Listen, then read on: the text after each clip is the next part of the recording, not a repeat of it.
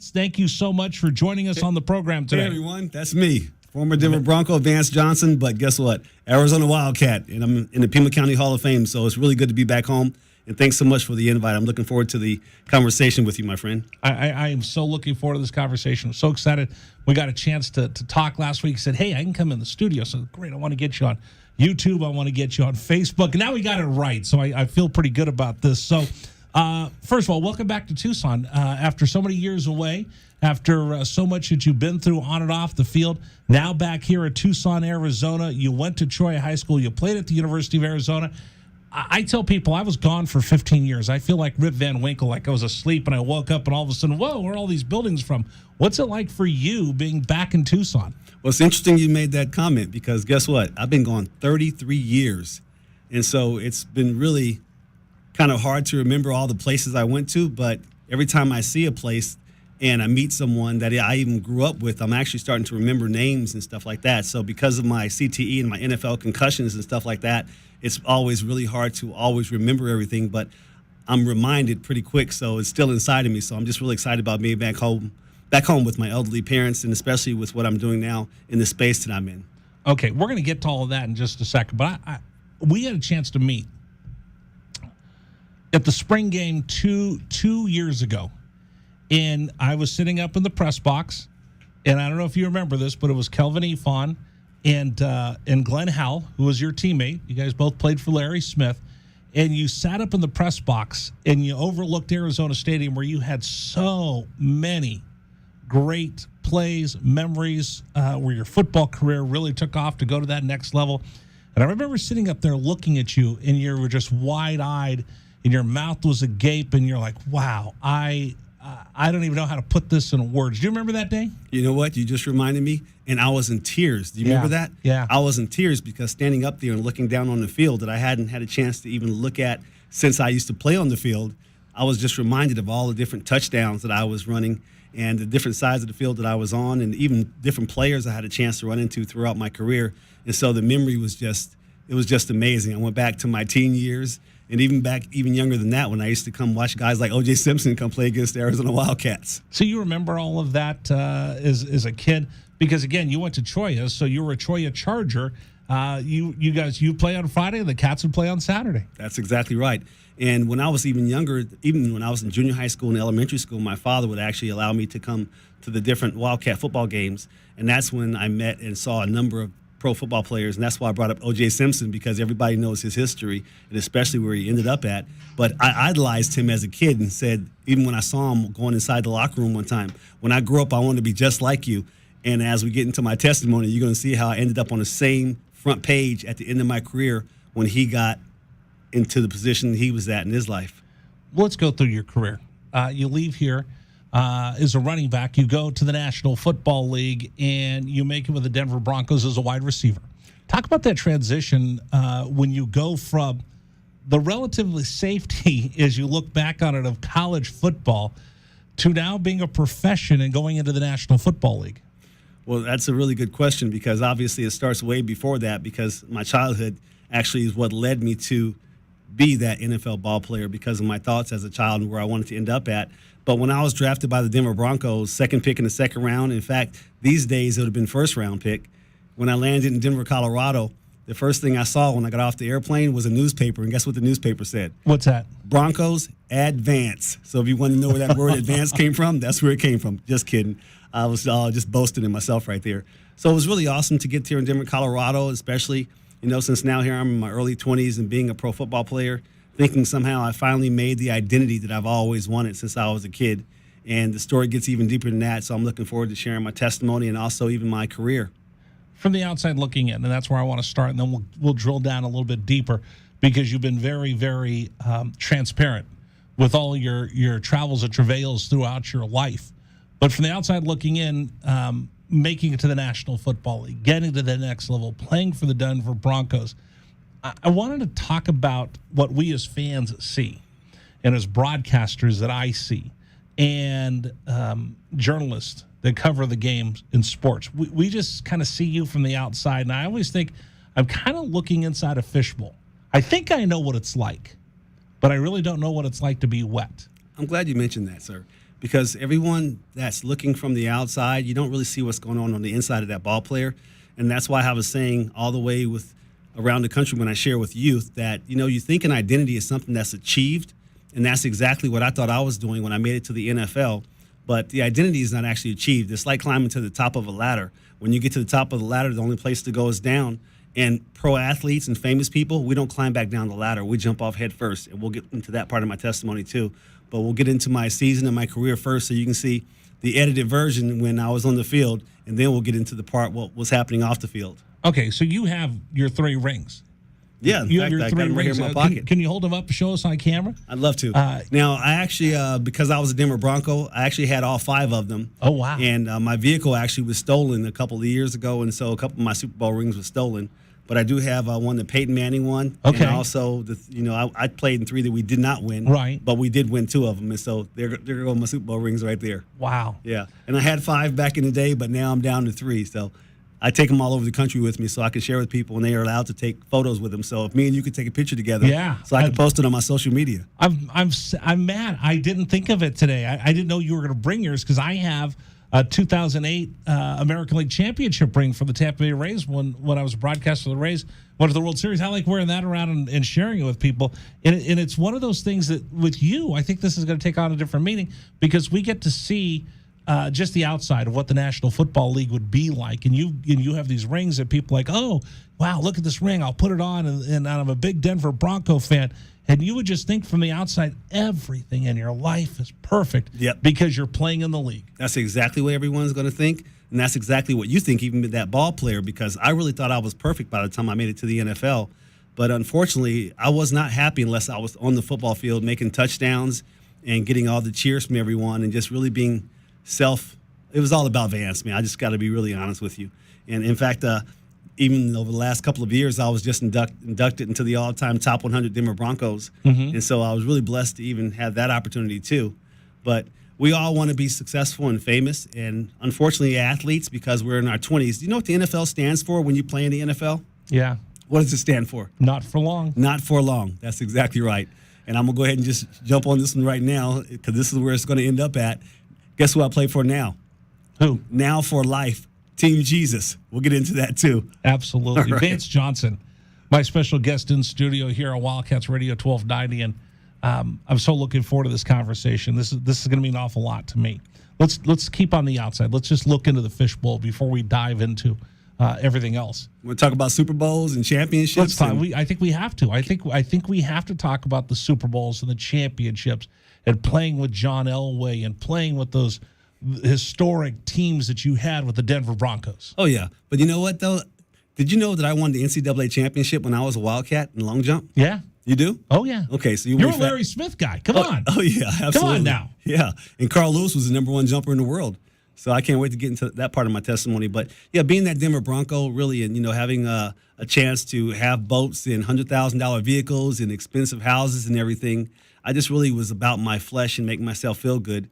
And on the football field is where things was really happening at. I had a great time playing with John Elway, who to me was one of the best quarterbacks in the NFL. And he actually was a boss, man. And that guy would tell you, if you don't catch this pass, by the way, and this is for your listeners, you don't know what's really happening inside the huddle because quarterbacks, they tell you, if you don't catch this pass, you're going to F and get cut. I don't cuss anymore, but he would say, you're going to F and get cut. And he literally, 2 guys, and I won't mention their names, ended up getting cut because they dropped certain passes during their career that John told them they weren't allowed to drop. And that's the reason why I have dislocated fingers to this day, because I would be screaming at John saying, John, quit throwing the ball so effing hard. I can't, you're dislocating my fingers. And you know what he would say to me? I'll tell you what, Vance, I'm going to throw it a little softer. And instead of you dislocating the finger, they could just knock your effing head off. And I'd be like, never mind, John, just throw it hard. Okay, never mind. I'd rather not get my neck knocked off. I'd rather lose my fingers. And that's the reason why I want to show you guys dislocated fingers. Look at that. Wow. All my fingers have been dislocated. On YouTube, he's showing his fingers go directions they're not supposed to go. God didn't make your hand to look like that. No, he didn't. Because I always wondered that about John Elway, because I've always heard that stories that he just had a rifle for an arm and he would just throw it to you and you had to catch it, but you would get punished just from that rifle arm. The John Elway X. That's what they called it, the John Elway X. And that's because, obviously, you know his history, and he was one of the best baseball players, and he was a pitcher. And so when he threw the football, he threw it 99 miles an hour. And there were no quarterbacks that were able to throw the balls to the receivers that would make us used to catching a fast pass. And so they would have machines, actually, that we would have to catch for 2 and 3 hours a day just to get used to catching John Elway passes. Playing in Denver, Mile High Stadium. They had the guy with the barrel. I remember that as a kid. Yeah, I remember looking up, and you had that Bronco up in the end zone with the steam snorting out of his nostrils, and the Orange Crush, and Dan Reeves. I mean, for me as a kid, those are like the glory days of the National Football League. Thanks for the memory. Dan Reeves was an amazing coach, and I'll tell you. He would actually call me sometimes at 5:30 a.m. and tell me to meet him in his office because there were certain things he wanted me to do since I was his number one wide receiver. And they would even actually make me go to the game early, and I'll jump into that part about the reasons why. But it was really always just about running the right plays. I made sure when I was off the field and practicing, I was doing the things that my teammates weren't doing because I know that if you want to be a great ball player, it's what you do off the field, not necessarily even on the practice field, that's going to make you great and be able to compete not only against the teams you're playing against, but be that number one player on your team that you play for. Vance Johnson joining us right now on Wildcats Radio 1290, but it's not all glamorous. It's not all. Somebody told me once that the National Football League is a $1 million band wrapping a 10-cent cigar. I like that. I like that one. Can I use that one? Absolutely. I stole that from Glenn Parker, so feel free. He's a Wildcat. I've heard he that was the before. first one who told me that. It's. Again, it's not glamorous unless you're living it. You don't know what it's like to live that. So I'm going to start with this as we kind of delve and go down this rabbit hole with you. We hear so many people back in the day saying that sports is a way to get out of tough situations. You had a tough situation growing up as a kid, and I know that promise and allure of an NFL career is so strong. In certain aspects in our society.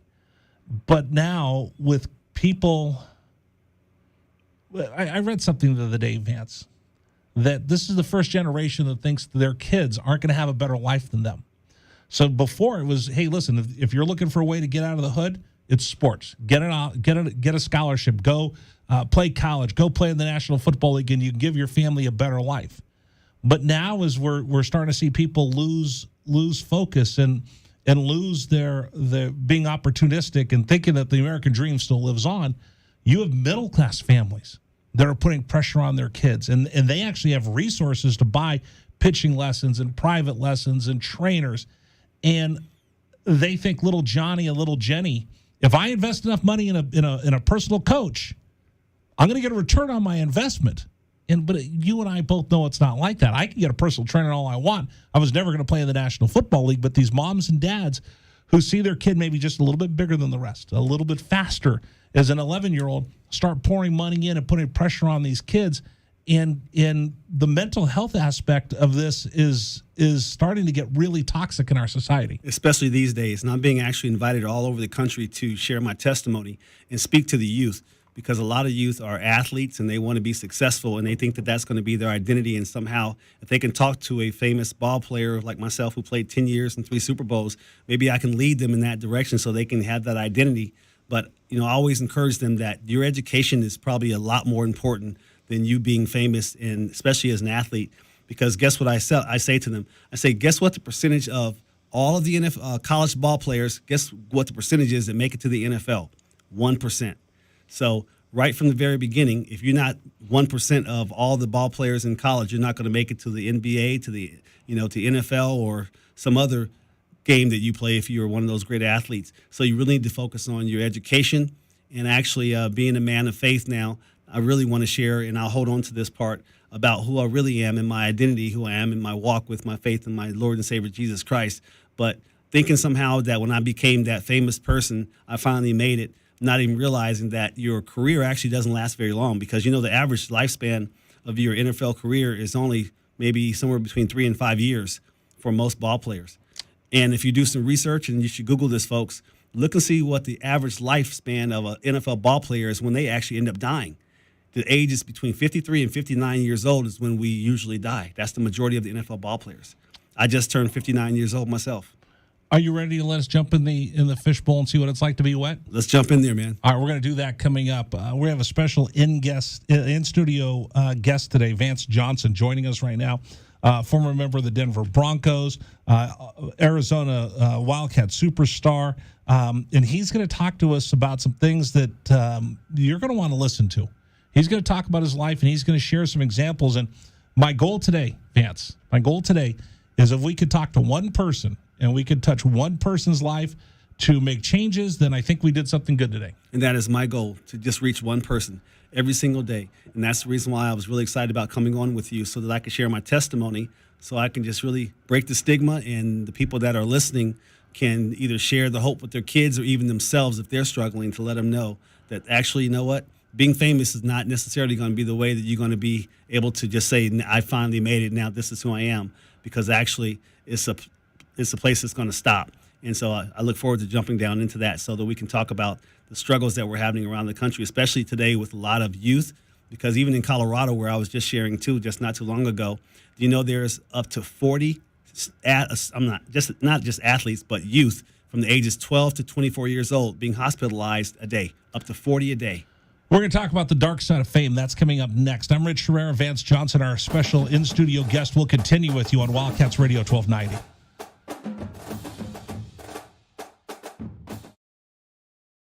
This is the Rich Herrera Radio Show, now streaming on Facebook Live and YouTube at Wildcats 1290 and our website, wildcatsradio1290.com. Terry crosses middle, handed to Matherin between the rings, over for Creasa. Checked by Campbell. High screen from Koloko. Creasa around it, drives right. Throw it for Koloko, who slams it down for two. Lamb set. And the pitch to Susak, driven out towards right field. That is going to get down for a base hit and go all the way to the wall. Casagrande headed for third. They're going to wave him around. He's coming home, and the Wildcats have tied it up.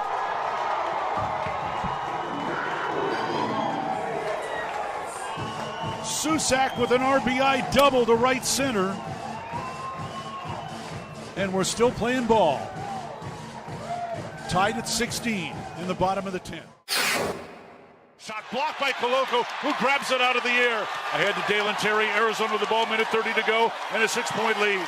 Juzang working right, drives to the bucket, put up, blocked by Koloko, grabbed by Larson.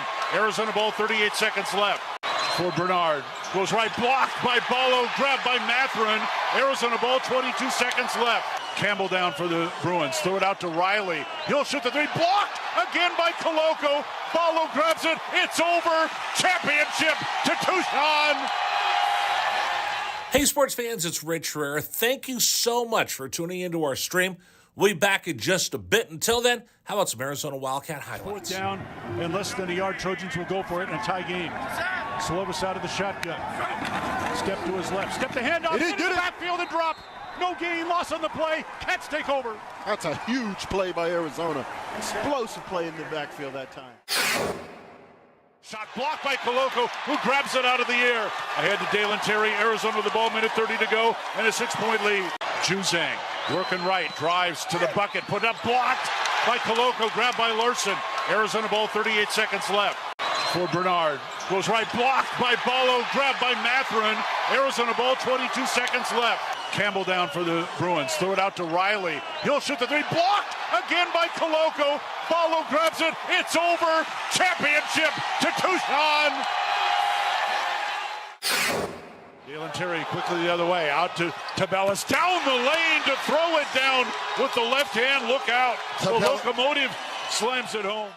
Hey, sports fans, it's Rich Herrera. Show will be back in just a little bit. Thanks for tuning into our stream. Until then, how about some great moments from the University of Arizona Wildcats? Fourth down and 2, Arizona. Down 14-0. Wildcats on fourth down this year are 12 of 20. Offset backfield. Plummer to throw the ball, looking, throwing towards the back of the end zone, and it's caught! Touchdown, Arizona! Oh, did they need that? My goodness, Booby Curry had to leap in the air to take the ball over the top of the defender, and the Cats are on the board. ASU with the ball, down by 11, so they have to go. Steal by Koloko. He's going to drive the other way and slam it home, and foul by Lawrence. Why Lawrence contested the big man, Christian Koloko, with defensive steal and flush. Lawrence picks up his third foul.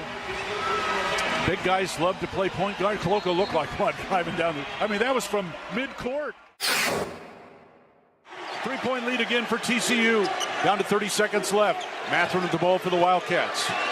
Matherin around a Koloko screen, picked up by Lampkin. Go outside for Koloko. Feed it to Terry, right corner. Terry can't go baseline. Circles back out top to Matherin. 10 to shoot. 16 left in the ballgame. Matherin, 3 balls straight away. Good! That's We're a tied. huge shot for Ben Matherin in Arizona. Timeout TCU. This ball game is knotted up. 12.6 seconds to go. Ben Matherin drains a deep 3 from straight away. He's got 24 points, and we're all even. Hey, sports fans, this is Rich Herrera. Thanks so much for tuning into our stream. Back in just a bit. Until then, how about some highlights from the University of Arizona? McLeod's going to line up under center. Wiley, the running back. Receiver either side. 2 tight ends. Oregon, 5-man front. They shift. Play fake, rolling right. McLeod looking to throw. Going deep. Down, trying to find Berryhill. Makes the catch inside the 25-yard line. Still loose inside the 15. First down, Arizona. What a play by McLeod. He was smacked, but he had the presence of mind to know where Berryhill was. He threw the ball. He underthrew the ball, and Berryhill was looking back at it and made a great play on the ball. An amazing play by Jordan McLeod. Brown will take the snap a yard deep in the end zone. Straight back to throw. Has some time. Steps up in the pocket. The Wildcats have got him for a safety. Second safety Arizona has recorded this season. It's a 24-12 ball game, and the Cats will get the ball. That's big Really time. on the field is a safety. Yes. That's big time by Arizona. That time defense did a great job of just closing the pocket from the inside, and then the pressure on the outside by Hebert, they just got him. They just got there. They won their blocks that time. Excellent job by Arizona defense and really changing the momentum of this game.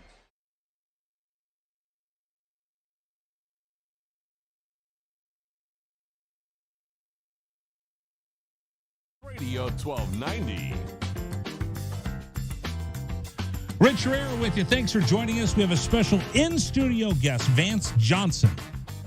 NFL great, wide receiver, Denver Broncos, University of Arizona running back, has everything. As he leaves Tucson, goes on to the National Football League. We talked about all the glamour and the glory and the money and the adulation and, catching touchdowns in Mile High Stadium. I mean, from the outside, life looked perfect, Vance.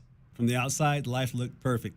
Because when I was on the football field, I was doing exactly what I was supposed to do, and I was doing the right thing, and that was running the right routes and making touchdowns and throwing the balls up in the stands. And even though I was being fined $8,000 to $15,000 every single time. I remember that. It didn't even matter back then, but it started costing me. So we talked about this for those just tuning in. I talked about this, that I think I know what it's like watching you every Sunday, reading about you. I think I know what it's like for your NFL life, which is, American royalty. Everybody looks up to NFL players, and we think, oh, it would be so perfect from a young age. Everybody says, oh, man, if you could just grow up to play in the National Football League or Major League Baseball or the NBA. But we point out the fact that most NFL players are either divorced or bankrupt just a couple years out of the league. Exactly. That's exactly right. And we don't we don't see that dark side of fame. And I appreciate you sharing your experience with us. So let's talk about this, the things that we don't talk about, the things that don't get written about in the newspaper. Coming up Monday after a glorious win over the Raiders. I said that because my cousin CJ is listening and he's a Raider fan. Go Raiders! But he loves you. Go Raiders! You're a Bronco. But the stuff that we don't talk about, Tuesday trying to get out of bed on your off day and you could barely move. The pressure of playing in the National Football League because, as you said, John Elway, hey, you don't catch this ball, you're gone. So let's talk a little bit about that pressure and what it was like for you once you got to the league. Well, believe it or not, the pressure was okay because I was so focused on football and the NFL and being successful on the field that I did whatever I was told to do, whether it was from Dan Reeves, who was my head coach back then, and John Elway, who was one of the number one quarterbacks in the NFL.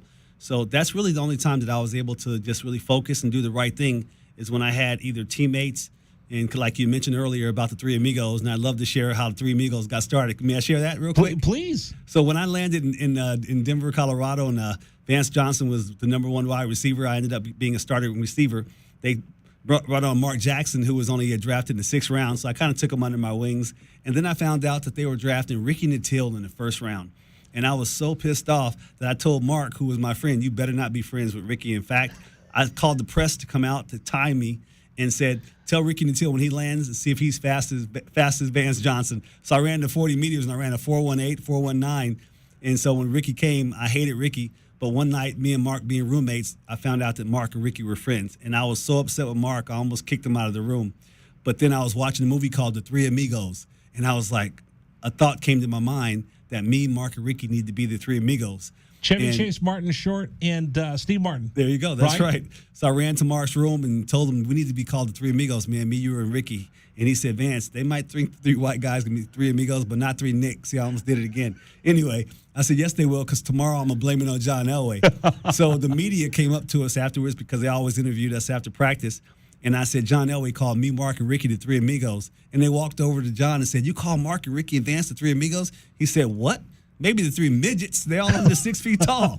But guess what? The very next day, it was on the front page that John Elway called Vance, Mark, and Ricky the 3 amigos. And it forced us to get along. Wow. And guess what? We became really, really good friends. And to this day, me, Mark, and Ricky, in fact, we just texted each other just yesterday. Mark and I are going to be hooking back up again because we want to continue to be the amigos. That is awesome. All right, so let's talk a little bit about the other side of the National Football League, because I think in doing all my research and getting ready to sit down and talk with you, it wasn't long after you got to Denver that some things on the peripheral started to get in the way, and it kind of leads you on a path that will take your life in a way that most people watching you would never even imagine where you would end up. Yeah, no one was going to imagine where I ended up at, because growing up as a child, I promised myself that I was not going to do drugs. I was not going to smoke alcohol. I was not going to smoke marijuana. I'm sorry, not smoke alcohol, but I was not going to smoke any weed. I wasn't going to smoke cigarettes. And I just promised myself that. And do you know, I did not have my first drink until my first year in the NFL.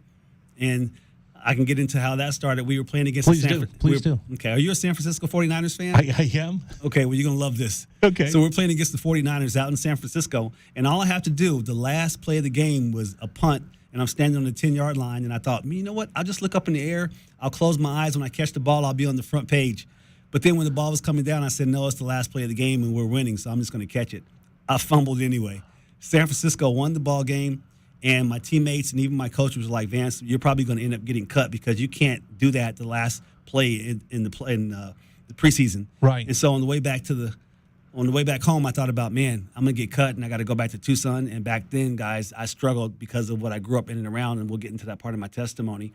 But I ended up having my first drink of alcohol, and I felt so good, and I didn't get cut. So I became an alcoholic on day one. And I met a young lady. We started smoking weed downtown Denver, Colorado. And so here I am now, also having injuries during my career. So not only am I taking legal drugs, I'm taking illegal drugs, I'm drinking, and I'm smoking every single day. And so I told you earlier that Dan Reeves would call me sometimes at 5:30 in the morning, and he would make me show up to the game earlier so they could detox me before the game. You didn't hear that part, though, did you, during the season? We never heard that when I'm tuning in to watch you guys play on NBC, because NBC carried the AFC games. Yeah. I never heard any of that. Go back to the pressure of making it into the National Football League, because you said, if I get cut, I'm going back to Tucson. And I don't think your home life and the way you grew up was different than a lot of other people that are trying their hardest to change their lives and change their family's fortunes. So, folks, what he's asking me is, why didn't you want to come back to Tucson? Yeah. I'm going to tell you the reason why. Well, I'm originally from New Jersey. By the way, it's a good place to be from, especially these days. But how it came about being born in Jersey is my father was from Jersey, and my dad actually grew up. He was one of 6 siblings, but his father ended up dying at a very young age. In fact, his father got killed on railroad tracks back then. And so my father grew up without a dad. And my dad eventually got to the point where he was a part of a gang, and they were murdering each other, and he ended up actually facing either prison time or joining the service, he was stationed in Fort Huachuca, Arizona. And that's where he came out, and he went to a concert. Some of you guys might remember the name James Brown. And he sees a young lady sitting inside of a car, and he knocks on the window. And my dad is 20 years old at the time, and this young lady rolls the window down and says, "Hi, my name's Imogene." He says, "My name's Eugene." So you got Gene and Gene talking. And he asked her, "Why aren't you inside the concert?" She says, "Well, I'm only 15 years old, and they're selling alcohol." And so when I talk to young kids, especially high school kids, I say, "Ladies, raise your hand if you're 15. And they raise their hand. I say, "Don't you talk to no 20-year-old boys." And I'll tell you the reason why. This 20-year-old boy, my father, ends up going to this high school, Marana High School. He gets on his knees in the high school gym and proposes to this 15-year-old girl. And she says, "I'll marry you, but I have to ask my daddy." So they go back out to the cotton gin yard where the dad is the head cotton picker out there. And guess who ends up inside of her belly? Me. That's how I ended up being born in New Jersey. In New Jersey. But my mom didn't like it back there because my father went back to his old ways, so we came back out to Tucson, Arizona. And then we went back and forth for a while. My sister was born. But, you know, there's a saying, you can take the brother out of Jersey, but you can't take Jersey out the brother. So coming back here to Tucson, it got really tough growing up around a father who was not only an alcoholic, but he was a wife beater. I'm being very transparent, guys. And I will say there are some good things about my father, though, because when I was a kid, he became my coach. And he made me go to bed at a certain time at night. In fact, I'll tell you the exact time. 8:30 every night, my father made me go to bed. This was all the way to my senior year in high school. He would not allow me to get on telephone past 8 p.m. He made me get up early in the morning. He always made me run and work out. So my father did have some good traits about him when I was a kid, but it was really hard growing up around a father that was abusive and also struggling in his own addictions. But realizing that, didn't I tell you, my dad grew up without a dad, so he didn't know how to raise a son to be a good husband and or to be a young man who was looking at maybe being successful in life, but not necessarily being famous and thinking that was going to be your ID.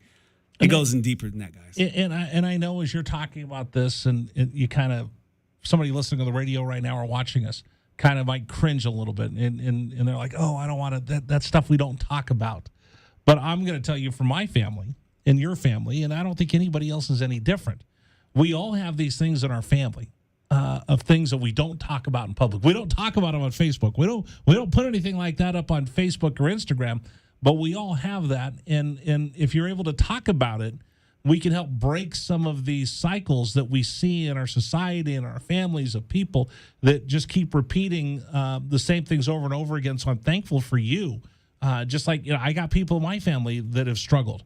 I was very, very fortunate. Some of my cousins weren't, and we grew up the same way. But I think you got to talk about this if we're going to make our families better, our families stronger, be better dads, be better people, and help break some of these things that you see repeat themselves.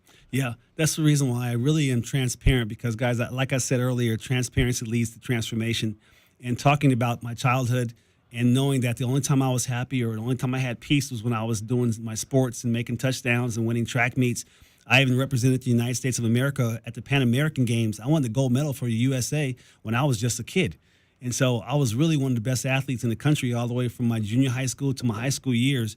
But behind the scenes, I struggled because of the different addictions that I was growing up and around with my father, the abuse that he was putting my mother through, and me promising myself that I wasn't even going to be with a woman sexually. And I'm going to be really honest with you guys right now, even listening. If you guys are young and you're in your parents' room sneaking around when mom and dad are at work, looking inside their closet, and you see a magazine called Hustler, do not open it up. Because guess who used to open it up? Me. I used to also look at different types of pornography and all different types of things when I was a kid. So even though I was a virgin until my freshman year in college, I was having sex inside of my mind. So I struggled. I ran away from home one time when I was in youth, downtown Tucson, Arizona, and my mother and father were looking around for me, and I'm down there homeless. And all of a sudden they saw me, and my dad rose up and said, "Son, are you hungry?" I said, "Dad, I'm starving." He said, "We've been looking for you all over the place." He said, "Well, you know where you live at?" And my dad drove back home. So it was pretty traumatizing as a kid. I even had suicidal thoughts where I was going to go up to Mount Lemmon and even kill myself when I was a kid. I struggled as a child. The only time I had any peace or happiness is when I was on the football field or winning track meets. Since you're being transparent, I'll ask the question. Where did all this negativity, where did all the, was it pressure on you? Was it being uncomfortable growing up? What was it? What it was unless I was winning track meets or football games and making touchdowns and everybody was cheering for me and clapping for me, I was sad. I was brokenhearted. And do you know I never even celebrated a birthday until I was in the NFL?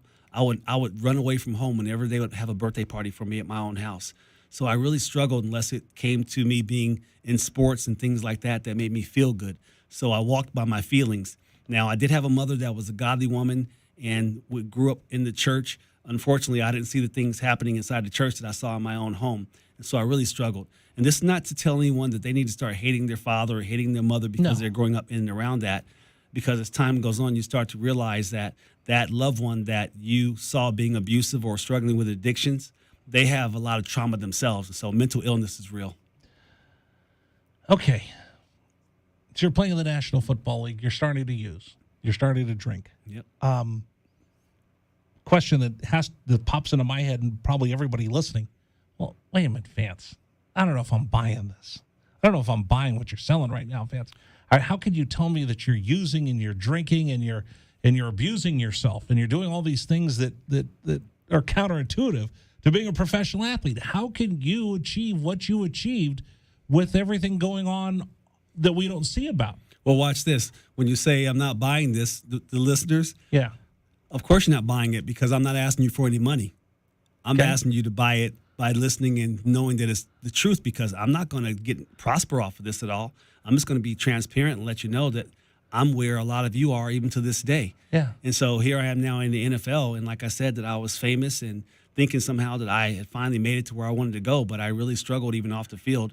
And by the way, guys, my first 2 years in college here at the U of A, before I got drafted by the Broncos, I ended up actually losing my virginity and getting 2 young ladies pregnant. I abandoned both those kids, so here I am now in the NFL. Like I mentioned, struggling even more now with my addictions, like I told you, my sex addictions, and I was actually cheating on even the wife there in the NFL. So I was a really horrible person off the field, guys. Everything you saw on the field was just so I can get people clapping and be joyful and happy, but off the field, I struggle with my addictions and also with relationships because I didn't know how to be a husband. And I, like I told you, abandoned 2 of my kids here in Tucson, Arizona, that both of them were being sexually molested. And so it gets even deeper and deeper. I ended up actually being married 5 times throughout my career. Right. But a lot of these ladies were only marrying me because they started taking all my money. I even got ripped off by my agent. He took all of my money, my signing bonus. I was broke when I was in the NFL, guys. All you saw was a happy person on the field, but off the field, I had nothing. I spent money. My cars would get repossessed. My houses would get foreclosed on. I struggled off the field. But let me restate this then. Is this is going on and you're drinking and using? How are you still able to survive and thrive and win in the National Football League when you're doing everything counterintuitive, I would think, to being successful on the field? Because I couldn't wait to get to the field, because off the field is where I struggled at. Gotcha. And I even went to the Super Bowl my second year in the NFL. And when I came back home, I thought to myself, man, ever since I was a child, I wanted to go to the Super Bowl. Guess what I was doing inside my bedroom the same night that I came back from the Super Bowl? I was trying to commit suicide.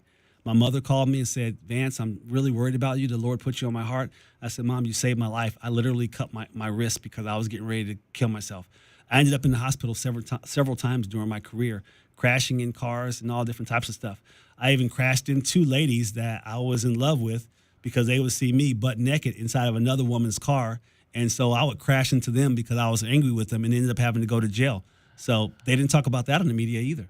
All right, we're going to continue with Vance Johnson. He's sharing his testimony. And again, I don't want to get caught up in all the war stories because again, we're going to talk about your experience and we're going to talk about your strength and we're going to talk about hope. And I'm so thankful for you sharing all of this. So I'm going to ask you this question when we continue. While all of this is going on, where's the team? Where's the National Football League? Where's all the people that are supposed to be helping and take care of you and that say they love you? I'm going to ask him that question next. Vance Johnson joining us in studio. I'm Rich Herrera. Thanks for joining us. This is Wildcats Radio 1290. This is the Rich Herrera Radio Show. Now streaming on Facebook Live and YouTube at Wildcats 1290 and our website, wildcatsradio1290.com. Terry crosses middle, handed to Matherin between the rings. Over for Creasa. Checked by Campbell. High screen from Coloco. Creasa around it, drives right. Throw it for Coloco, who slams it down for 2. Lamb set. And the pitch to Susak, driven out towards right field. That is going to get down for a base hit and go all the way to the wall. Casagrande headed for third. They're going to wave him around. He's coming home, and the Wildcats have tied it up.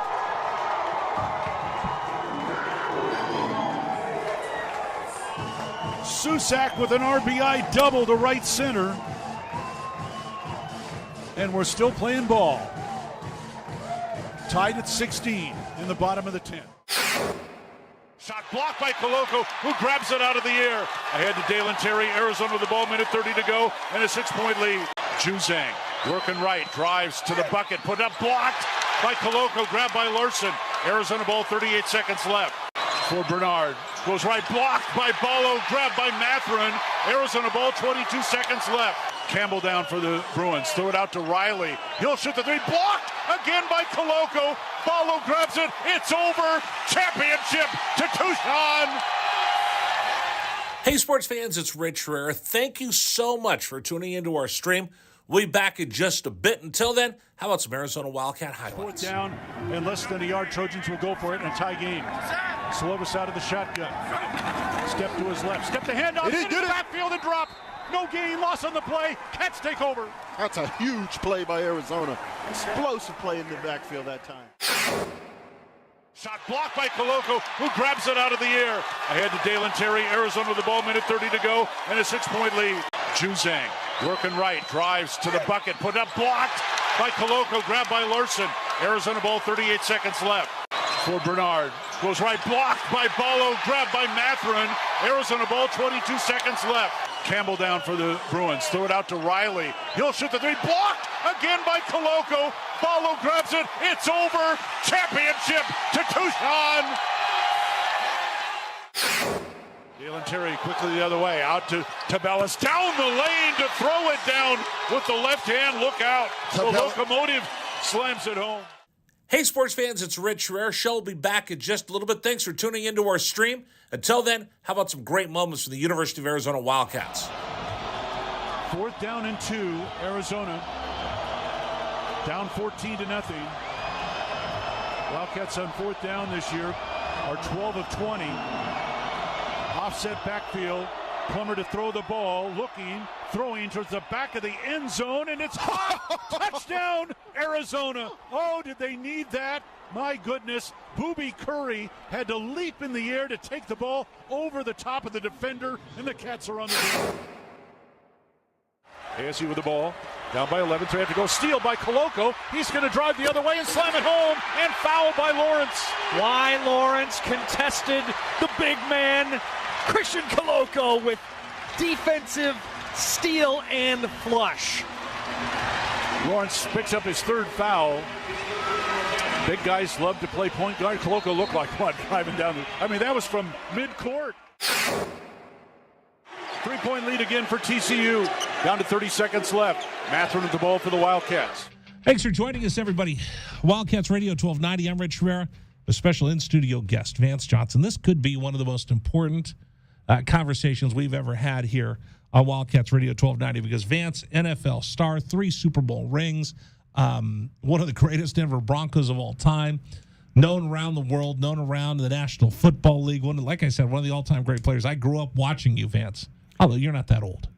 Actually, I'm an old man now. No, you're not that old. But I remember watching you play for the Denver Broncos. I remember the Three Amigos. I remember Coach Reeves. I remember those Super Bowls that you went to. And again, I said this earlier, for those just tuning in, I think I have a lot of friends that are professional athletes because I've been doing this for so long. Mm-hmm. And a lot of them, I think once I get to see what it's like on the other side, once I get, I see the glamour. I see, I've ridden in the charters. I've ridden with the traveling party. I've ridden on the charter where they walk up and, we're on the road for 5 days. They give you $500 cash just for walking around money. It's not the real world. Right. You're staying at the Ritz-Carlton. Everything's catered to you. It's not the real world. It's a fantasy world. That was me. And it's easy to get caught up in. That was me. But it's ugly. Yes, it is. It'll bite you. And I would travel all over the country during my career. In fact, I travel around the world, all the way from every country you can imagine to Hawaii, all the way down south to different parts of the universe. I might as well say universe because I went everywhere. I had even planned on getting on a jet and going to the moon one day. So the the flip side of this is with all that fame, it's fleeting, and the glory can eat you up at times. And there's a dark side to everything. There's good and bad and everything. And there's some people that play in the National Football League or they're professional athletes, and they come away unscathed. They've lived their life the right way. There's others, once you get away from that. People ask, I was doing a radio show the other day about Tom Brady. Why is Tom Brady, why is he still playing? So, you know what, folks? I know why. I'll let you go and tell me why first, and then I'll tell you the truth, because I actually have a video of me talking to him because I was uniform inspector for the Raiders. Okay. So go ahead. So I said, you know what? Because you can never get what it's like to be on an NFL field anywhere else. There's very few people that get to know what it's like to stand there in front of 100,000 people cheering your name, and to have that feeling. I don't know where else in the world you'll ever find that. That's what I think. What do you think? I'll tell you the truth. So I was a uniform inspector for the Raiders a couple of years ago, for a couple of years actually. And the year that Tom Brady won the Super Bowl, Tampa Bay came out to play against the Raiders in Las Vegas. And I was on the sideline, and I was there to tell everyone that they had to change their socks, they had to put on certain pads and things like that, because sometimes ball players would be doing illegal stuff to make money that people didn't know about off the field. And Tom Brady, in the first part of the game, he's sitting on the sideline with his head down, sad. And the only time you saw Tom Brady enjoy his time on the field is when he was on the field throwing the ball for touchdowns and winning ball games. But Tom Brady, off the field, guys, struggles. And the reason why he ended up quitting last year and then coming back is because Antonio Brown, the guy who ran off the field, do you know the story? Do you know that Antonio Brown lived with Tom Brady? I knew that. He lived with him. Well, when Tom was on the football field, Tom didn't know that Antonio Brown was running off the field taking his clothes off. And so that's the reason why he quit. But his wife told him to go back because his wife knows that he's not the same person unless he's on the football field playing ball. It's probably the most, what's the right word to use, Vance? There's nothing else in the world like it. Like I told you, it's like you think that's your identity when you're on the football field. That's a great, you know what, that's a better, I use the word addictive, but I think it's your personality. It's who you think you are. It's who you identify with. Yes, and that's why I said it's like professional athletes climbing to the top of a ladder thinking somehow when you get to the top, you become famous. That's your identity, when actually it's not. Your identity is received, not achieved. Because when it's self-actualization. Well, my identity is in my Lord and Savior Jesus Christ, brother. We'll get into that part of my testimony. So mine used to be my career. I'd work. That was me. It was my career. Yeah, it was my career. And I showed up once to see my son play baseball. And I wasn't a good dad. And he went to go pitch. He almost fell off the mound. Here I am working in Major League Baseball. My kid can't even throw. And I'm like, when was the last time I played catch with him? I'm sitting here telling everybody else, bring your kid to the ball game. Go spend time with your kid at the game. I'm selling tickets. Here I am not living that. Because I was so caught up in my personal self-worth was my career. I said, this is wrong. I'm miserable. I hate all this. I don't want to do this anymore. And I took a year off. And I got to be Mr. Mom. I did everything with my son. And I said, what's important? It wasn't the career, it wasn't the rings, it wasn't the money, it wasn't the fame, it wasn't signing autographs, it wasn't anything. And again, I just have a tiny little taste of what your life is like. And I said, you know what's a better feeling? Is being the best dad that I can be. And that's how I self-actualize. That's who I am. I'm the best dad I could be. And that's the most important thing in the world to me. It is. And by the way, fathers are supposed to be the best dads and the best husbands because that's actually their identity. Yeah, that's my identity. That's a right. good way. That's my identity, to be the very best father I could be, because I had a great dad, and I owed it to him to make sure that I could be the very best dad. And I'm so proud of my son. So now you guys really know why I brag about him all the time. I hope he becomes an even better dad than me. So I asked you this question before I went down my rabbit hole. I asked you this question. All this is going on. Who's looking out for you when you have all this destructive behavior? No one. No one was looking out for me at all because I was hiding and I was living a lie. And so whenever I was off the field and I was doing my drugs, I was in different types of relationships, I was getting married over and over again, I was losing everything, I was lying to everyone. Nobody really knew the truth that was happening to me. And that's why I told you sometimes Dan Reeves, because he would know something was happening, he would make me come to his office. But 10 years, 3 Super Bowls, struggling my entire time doing my career off the field, getting married over and over again, having children that I ended up abandoning, and just really struggling. It wasn't until I left the NFL and struggling even more so in my addiction, where I almost ended up killing myself and had to go to the hospital and was induced into a 28-day coma because my body had shut down and I was going to die. And on day 24, they had my family come out to say goodbye and take a deathbed picture of me. And my mom told the doctor, God's not done with my son yet, even though my body had shut down and my body was dead. Do you know all this is going on, all this destructive behavior, all this stuff that you know? Is it like an out-of-body experience, or are you just along for the ride? Do you understand what goes on? Well, that's a really interesting question, because there was something that happened when I was in my coma that I need to be really transparent about, because I had been married 7 times, and 2 of my ex-wives, when I was in my coma, came to say goodbye to me. One of them was angry, one was crying and praying for me, and I literally, inside of me, the spirit person inside of me saw them. I even saw 2 pastors praying over me. And when I asked everyone after my eyes opened up on day 28, did these 2 ex-wives come and say goodbye to me? One of them was angry, the other one was crying. And did this pastor, and I mentioned their names, and everyone looked at me like, Vance, you were in a coma, your body had shut down, you were dying, but yes, those 2 exact wives came to say goodbye to you, and those 2 pastors prayed over you. That's why I tell everyone, Guy, there's a spirit inside of you, and that spirit person inside of you is actually going to live forever, and there's going to be an eternity, and you're either going to heaven or you're going to hell. And that's why during my addictions, I started to just cry and scream out to God to save me. And that's when my 7th ex-wife, who I wasn't even with, for some reason, God put me on her heart. She reached out to the NFL. I was $1 million in debt. And then a former Tampa Bay Buccaneer by the name of Randy Grimes ended up doing an intervention on me. And so I ended up going to treatment.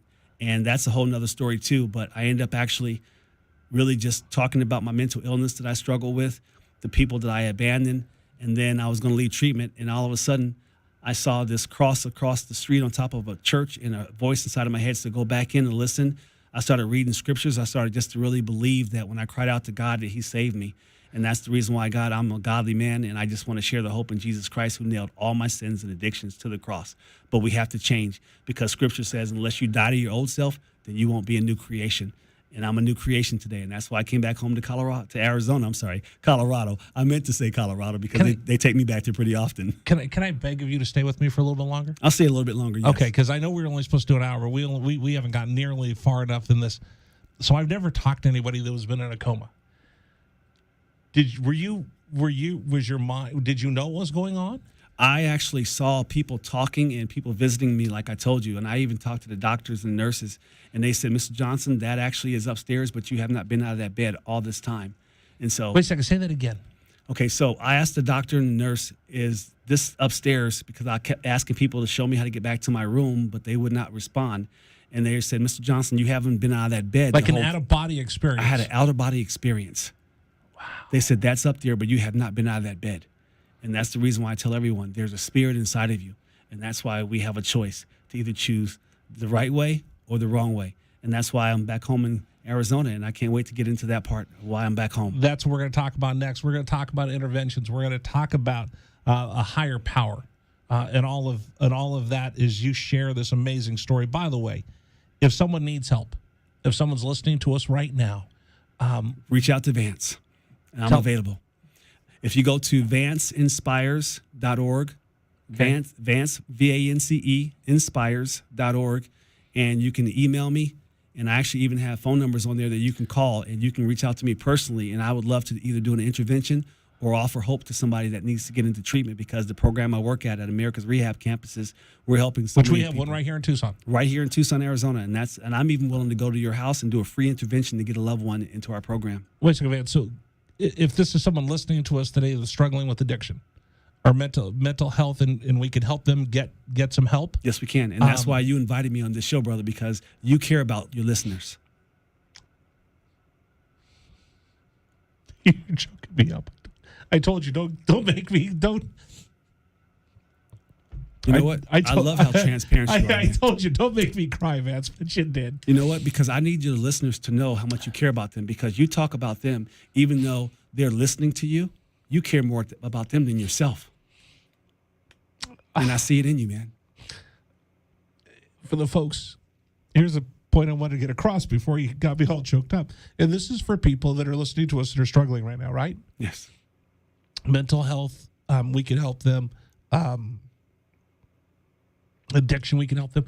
And can you also help family members if you've got a kid that's struggling right now, or you have a loved one that's struggling right now?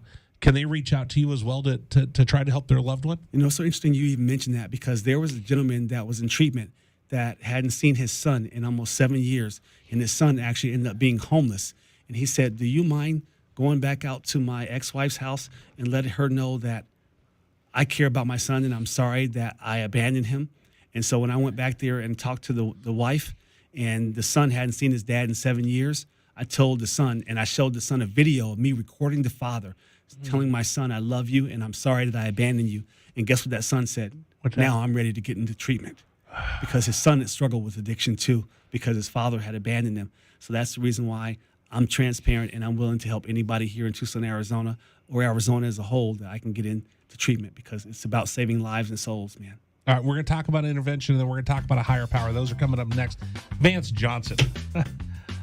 If I didn't love you when I first met you, and I didn't love you as you walked in, I'll tell you right now, Vance. We play on the same team, brother. I love you. We're on the same team. You know, Julius, who we just lost. Yeah.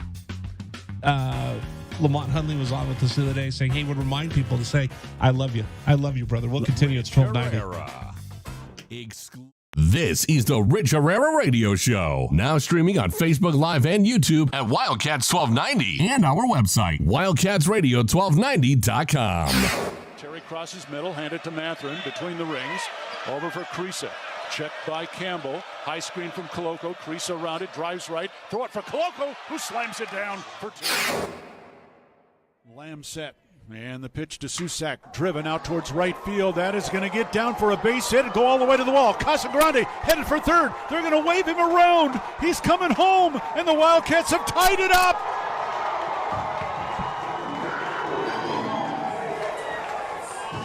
Susak with an RBI double to right center. And we're still playing ball. Tied at 16 in the bottom of the 10th. Shot blocked by Coloco, who grabs it out of the air. Ahead to Dalen Terry, Arizona with the ball, minute 30 to go, and a 6-point lead. Juzang working right, drives to the bucket, put up, blocked by Coloco, grabbed by Larson. Arizona ball, 38 seconds left. For Bernard, goes right, blocked by Ballo, grabbed by Matherin. Arizona ball, 22 seconds left. Campbell down for the Bruins, throw it out to Riley. He'll shoot the three, blocked again by Coloco. Ballo grabs it, it's over. Championship to Tucson. Hey, sports fans, it's Rich Herrera. Thank you so much for tuning into our stream. We'll be back in just a bit. Until then, how about some Arizona Wildcat highlights? Fourth down and less than a yard. Trojans will go for it and tie game. Slovis out of the shotgun. Step to his left. Step to handoff. Into the backfield and drop. No gain, loss on the play. Cats take over. That's a huge play by Arizona. Explosive play in the backfield that time. Shot blocked by Coloco, who grabs it out of the air. Ahead to Dalen Terry, Arizona with the ball, minute 30 to go, and a 6-point lead. Juzang working right, drives to the bucket, put up, blocked by Coloco, grabbed by Larson. Arizona ball, 38 seconds left. For Bernard, goes right, blocked by Ballo, grabbed by Matherin. Arizona ball, 22 seconds left. Campbell down for the Bruins, throw it out to Riley. He'll shoot the three, blocked again by Coloco. Ballo grabs it, it's over. Championship to Tucson. Dalen Terry quickly the other way, out to Tabellas, down the lane to throw it down with the left hand. Look out. The locomotive slams it home. Hey, sports fans, it's Rich Herrera. Show will be back in just a little bit. Thanks for tuning into our stream. Until then, how about some great moments from the University of Arizona Wildcats? Fourth down and 2, Arizona. Down 14-0. Wildcats on fourth down this year are 12 of 20. Offset backfield. Plummer to throw the ball, looking, throwing towards the back of the end zone, and it's caught! Touchdown, Arizona! Oh, did they need that? My goodness, Booby Curry had to leap in the air to take the ball over the top of the defender, and the Cats are on the board. ASU with the ball. Down by 11, so they have to go. Steal by Koloko. He's going to drive the other way and slam it home. And foul by Lawrence. Why Lawrence contested the big man, Christian Koloko, with defensive steal and flush. Lawrence picks up his third foul. Big guys love to play point guard. Koloko looked like one driving down. That was from mid-court. 3-point lead again for TCU. Down to 30 seconds left. Matherin with the ball for the Wildcats. Matherin around a Koloko screen. Picked up by Lampkin. Go outside for Koloko. Feed it to Terry, right corner. Terry can't go baseline. Circles back out top to Matherin. 10 to shoot. 16 left in the ballgame. Matherin, 3 balls straight away. Good! Folks, I've been doing radio for about 28 years. I've done it everywhere. I've been on satellite radio. I have national radio shows. I've worked in Los Angeles and San Francisco and Miami and St. Louis and Tampa, and you name it, I've done it. I don't know if I've ever had a guest that has affected me like Vance Johnson, who's joining us right now. NFL great. But Vance, it's almost like, I think that's, as I sit here and look at you, that's probably the least important thing of you to me right now in this relationship that we're starting, is that you played in the National Football League. I don't even look at you as an NFL player. I look at you as a man. You know what's interesting you said that? Because guess what? I use the very platform that the Lord allowed me to fall off of so that I could do the thing that I'm doing right now, and that's the real playing field, and that's offering people the hope and treatment and letting them know that mental illness is real, and what can I do to help them get into treatment, because this is the playing field that I play on for the rest of my life. And again, as you're back in Tucson again, you have a new job, your career, second life is right here in Tucson. And again, a lot of this started when you were in Denver, and now you're back here, former Cholla Charger, Arizona Wildcat, and then your new team is America's Rehab Campus. And we're going to talk about that, how you guys help people that need the help that maybe they didn't think they were going to get. So let me go back to this. So you're talking about you're in the coma, near death. People are coming to say goodbye. Do you have the photo? Can you show the photo? And for those of you watching on YouTube, this is kind of hard to look at. But this is a photo you share when you're speaking to groups and you're speaking to people, and you'll go out and speak to kids. You'll speak to at-risk kids. You'll speak to homeless people. You're sharing your story. Yes. If you could just point it towards the camera, kind of show it. Yeah, there's Vance. That's near death. That's right? Near death. In fact, that's day 24 of my 28-day coma. So what they did was, since my body is shut down, they told the family to come fly out and say their goodbyes to Vance. So they propped me up, and they put oxygen in my nose, and then obviously the wires on my body, because everything had shut down inside of me. And so they wanted everyone to come say goodbye. And that was how far it got. It was obviously much worse than that, and that was just day 24 when they kind of fixed me up, to prop me up so everyone just could to make you look. To make me look like they can take a picture of me without what I really looked like before, when my body had shut down to the point where I wasn't even going to be breathing anymore. But that's not the end of the story. You get through the coma. You survive somehow. My mom told the doctor, God's not done with my son yet. It's funny. I almost lost my dad, and that's why all this hits me so hard. I almost lost my dad once, and the doctor says, "Hey, listen, we're gonna operate. He's not gonna come out of it." I said, "You don't know my dad. You don't know how tough my dad is." And he did. He survived, and he was in the hospital for a year, but he got back up on his feet, and he had another couple great years before he finally passed. And I kind of felt like that's what your mom probably thought, that, you know what, we're not done with him yet. So you get out of the coma, you get out of the hospital, but life. You still have more travails you have to go through, right? Oh, yeah. I relapsed several times, and that's why I want people to know that don't give up just because someone ended up relapsing again, because 4 or 5 times I'd gone to treatment, not necessarily to an inpatient program, but outpatient programs and different types of care. But unfortunately, it wasn't the place that was going to work for me, and that's the reason why, like I told you, my 7th ex-wife had reached out to the NFL. She didn't even know that I was going through this. But she said that she had a feeling that Vance was struggling and he needed some help. And then Tampa Bay Buccaneer Randy Grimes did an intervention on me, and that's when I went to treatment. Let's talk about intervention. Okay. Because there's the TV show, right? You know the show Intervention. Right. I Yes. think I know somebody who's been on it. His name is Vance. His name is Vance. That's right. In fact, when I was a uniform inspector for the Raiders out there in Las Vegas is when A&E found out that I was living out there and that I was in recovery. And they said, Mr. Johnson, we would love for you to do an intervention on a young lady who has been selling her body for money so that she could buy drugs on the strip here in Las Vegas. And I said, I would love to. And that's the very thing that I did. And that was my favorite show because even when I struggled with my addictions back in the day, I used to wish that someone would do an intervention on me. Really? And guess what? God did an intervention on me, brother. How did you turn the corner? So I shared the story. I have a cousin. We're all the same age. Again, I'm going to be completely transparent with everybody. I was lucky. Some of my other family members haven't been. I had older cousins that kept me away from drugs, and my dad was a 6'4" deputy sheriff, and they were afraid of making my dad mad. So, when we're in 5th and 6th grade, and everybody starts smoking pot and selling pot. They offered it to me. I originally said no, which most kids will do, and then they kept it away from me. And anybody who tried to get too close to me, my older cousins would say, hey, leave Richie alone. Yeah. We don't want to make our Uncle Richard mad because he's a cop. So they shielded me from that. Others weren't so lucky, and they went down a different path. And I have one cousin who a couple years ago, I didn't talk to him in 10 years on Facebook, and he's kind of whining about his life. And I said, you know what? I'm tired of your nonsense. I'm tired of you being irresponsible. You've got all these different kids. You're not taking care of your business. And I let him have it. Now, I don't know if that's the right thing to do, but in hindsight, it was almost an intervention. Like, dude, you're stronger than this. You're a Menaris. You're better than this. And I'm so happy and so proud of him. He's been sober for years now. He's turned his life around. He's got his kids back. He started a very, very he started his own business. He's a businessman now. Wow.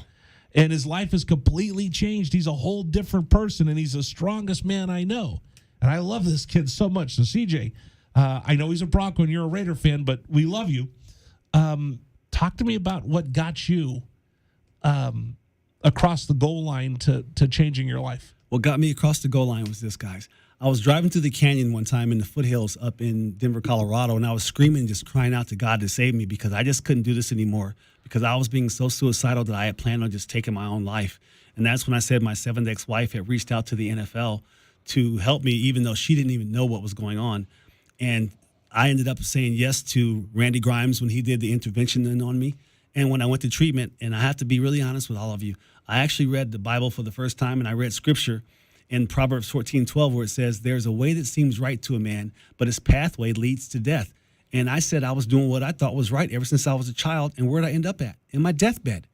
And then I saw another scripture that talked about even Jesus, the Messiah, screaming and crying out to the one that could save him from death.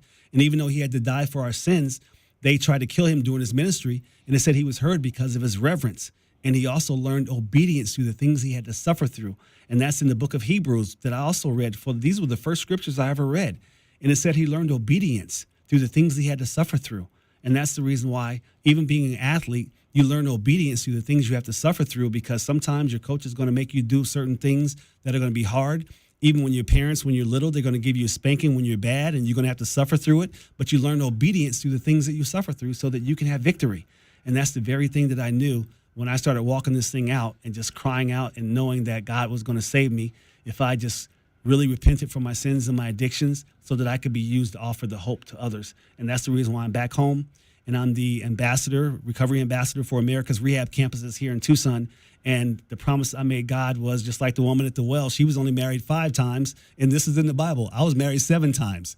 And she went to the very town to tell everyone about the Messiah who saved her.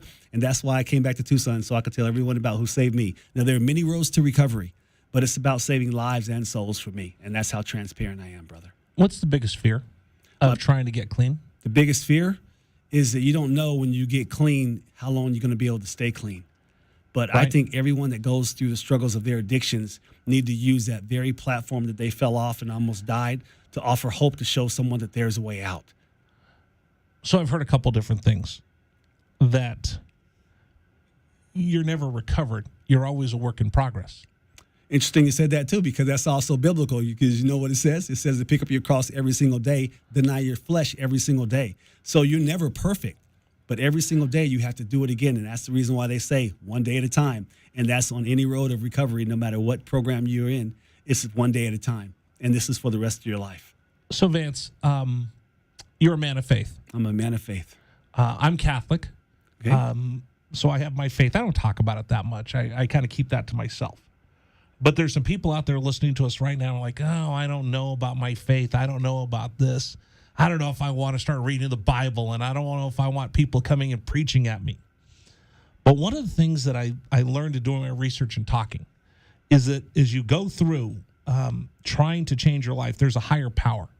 And right away, it might not be the Bible. It might not be biblical verses, but there's something out there that's a higher power. So someone told me for him, before in order to really turn his life around, he said, they said, you got to find a higher power. So what's important?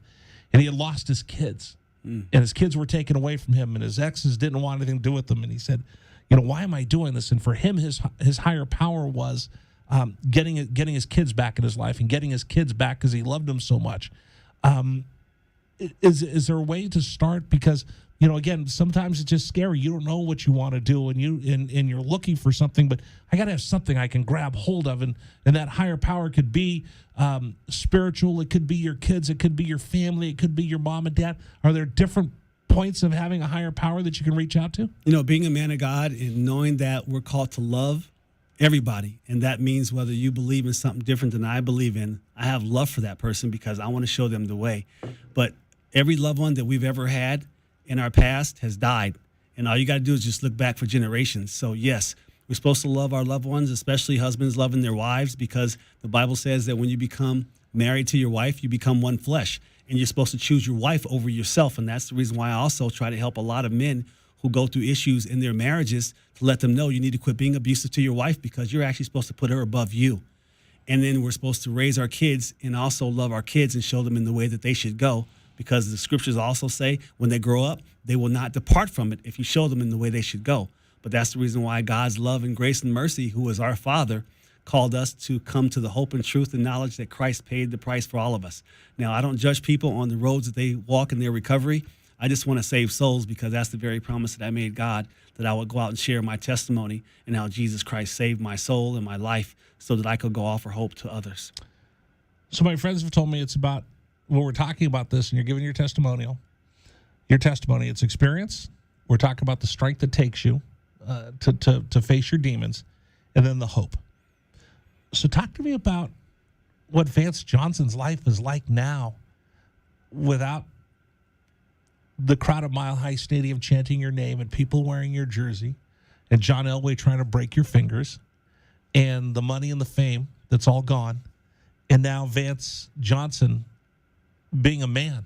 Guys, you have to understand something. He did not share these questions that he's asking me right now before this show. And so I just want to call you out right now and say that God is talking through you right now, because the very thing that you said is the very thing that I try to share with people that I talk to one-on-one, but not necessarily when I go share my testimony and do podcasts and stuff. So you haven't heard this answer before. No.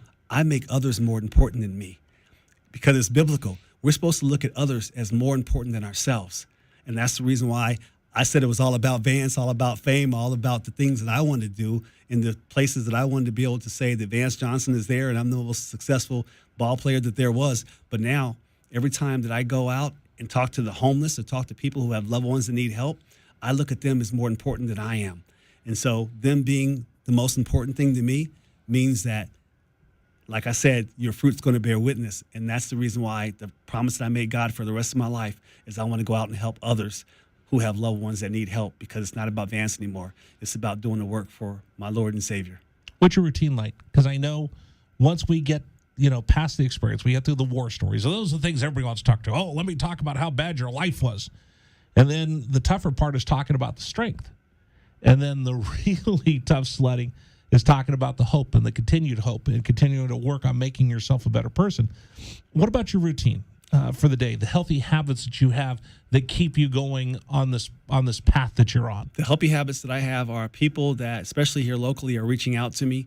I just spoke a couple days ago at a women's shelter that has a number of women who were homeless, and that some of them had gone out of treatment that are now homeless, but they wanted to have a mentor. So I do that. The other thing I promised them, and I'm a part of a church here that has a Celebrate Recovery program, and I'm a part of that. My pastor is Pastor Kurt over at Church of the Nazarene. And so I'm going to be taking people to celebrate recovery too, because it's all about just leading people to the hope in their walk and their recovery. And so it's just about everyone else, not Vance anymore. And that's my routine every single day. And tomorrow morning, I'll be at a place called Equine, because we have a horse farm where we bring our IOP clients that we put into housing out there. And so I go out there to mentor them and just really encourage them in their recovery. So it's about every single day talking to a loved one, no matter where they are in the country, to offer them some help and some hope and treatment. I love you. I love you too, brother. Can I ask two more? I have two more questions. Please.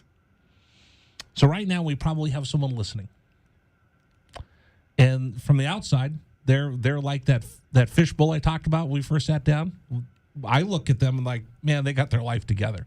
Yeah. They've got this big old house out in the Catalina foothills. They're the members of the Perfect Country Club, and they look perfect from the outside. And they've got a beautiful wife, and their kids are great, and they're driving this big old fancy car.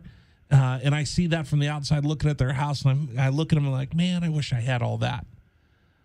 But I know there's a few of you listening that's what the outside, that's what the fishbowl looks like. But once I get wet and once I go inside your real life, a lot of this is struck you. A lot of this resonates with you because you're living a lie. And you've got some mental health issues that you need help with. You've got some addiction, some drinking. Talk to them. Talk to that person that right now that feeling the pressure of trying to be perfect on the outside, and they're just crashing and burning on the inside. Well, what I want to say to that person is, please reach out to Vance, because I'm here for you, and I would love to talk to you one-on-one, even meet with you in person, so that I could offer some hope, and especially some help getting you into treatment and letting you know that mental illness is real. Because did you know that NFL ball players, if we donate our brains after we die, we get several $1 million, and I don't get it, but actually I get loved ones to get it. But I want to definitely leave that money to a program that's going to be able to offer hope to people that need to get into treatment, that also deal with different types of mental illness, in which I'm one of those people. And I'm going to be really honest with you guys. Do you know, for the first time, one of those kids I told you that I had out here in Arizona that was molested as a child, he's 38 years old now, and guess what his name is? Vance. I didn't even know a few years ago that I had a son named Vance. Someone said, how's your son Vance doing? I was like, who's Vance? I'm the only Vance that I know. They said, you have a son named Vance Johnson. And so this year in 2022, when I moved back with my mother and father, which, by the way, I even forgive my own father that is 83 years old now.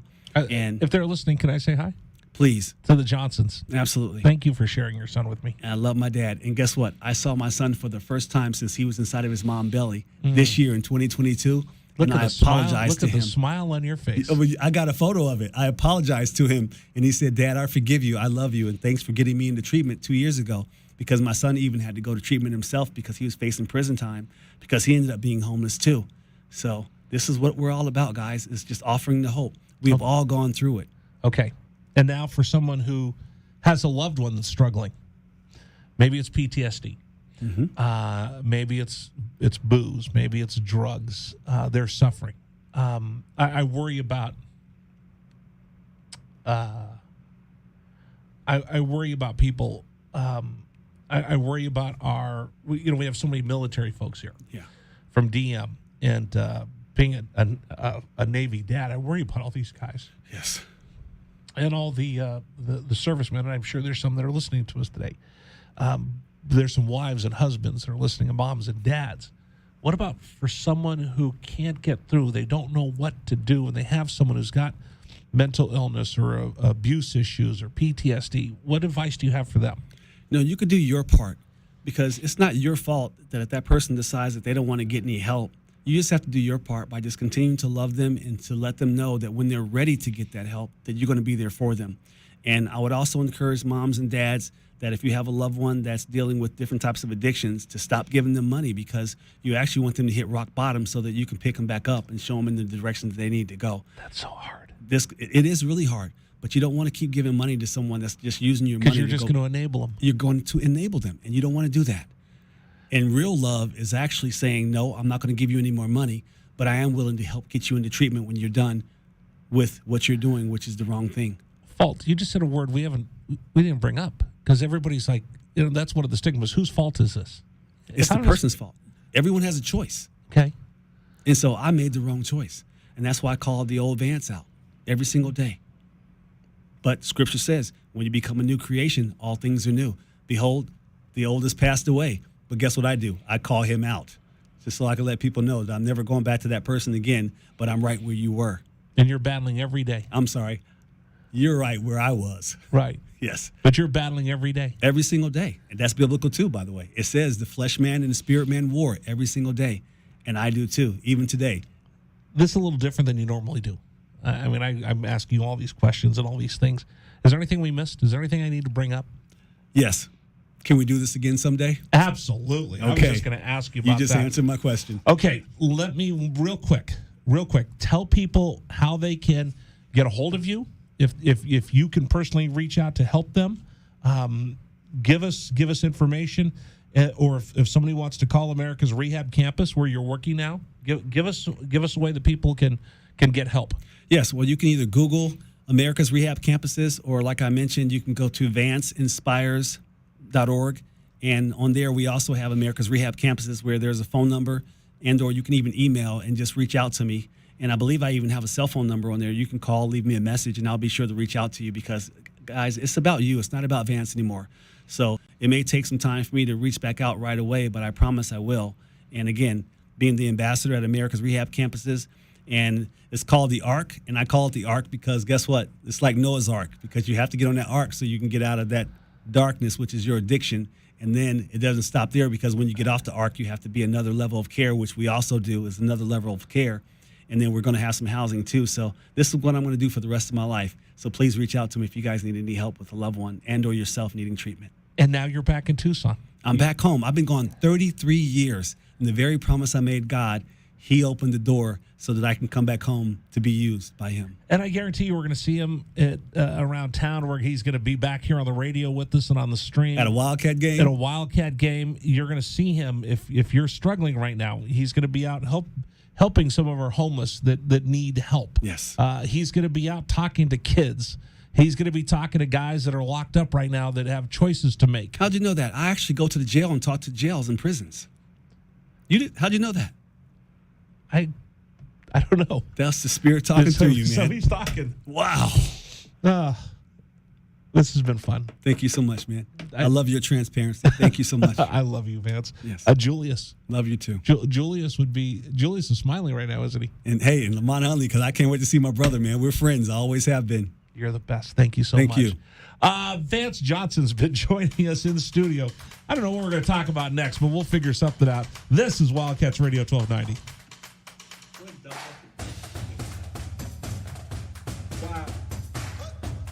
This is the Rich Herrera Radio Show. Now streaming on Facebook Live and YouTube at Wildcats 1290 and our website, wildcatsradio1290.com. Terry crosses middle, hand it to Mathurin between the rings.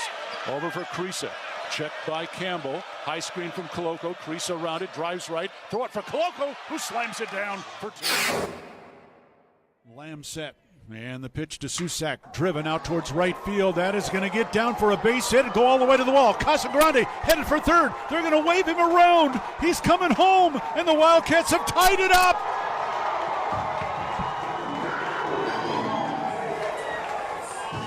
Susak with an RBI double to right center. And we're still playing ball. Tied at 16 in the bottom of the 10th. Shot blocked by Koloko, who grabs it out of the air. Ahead to Dalen Terry, Arizona with the ball, minute 30 to go, and a 6-point lead. Juzang working right, drives to the bucket, put up, blocked by Koloko, grabbed by Larson. Arizona ball, 38 seconds left. For Bernard, goes right, blocked by Ballo, grabbed by Mathurin.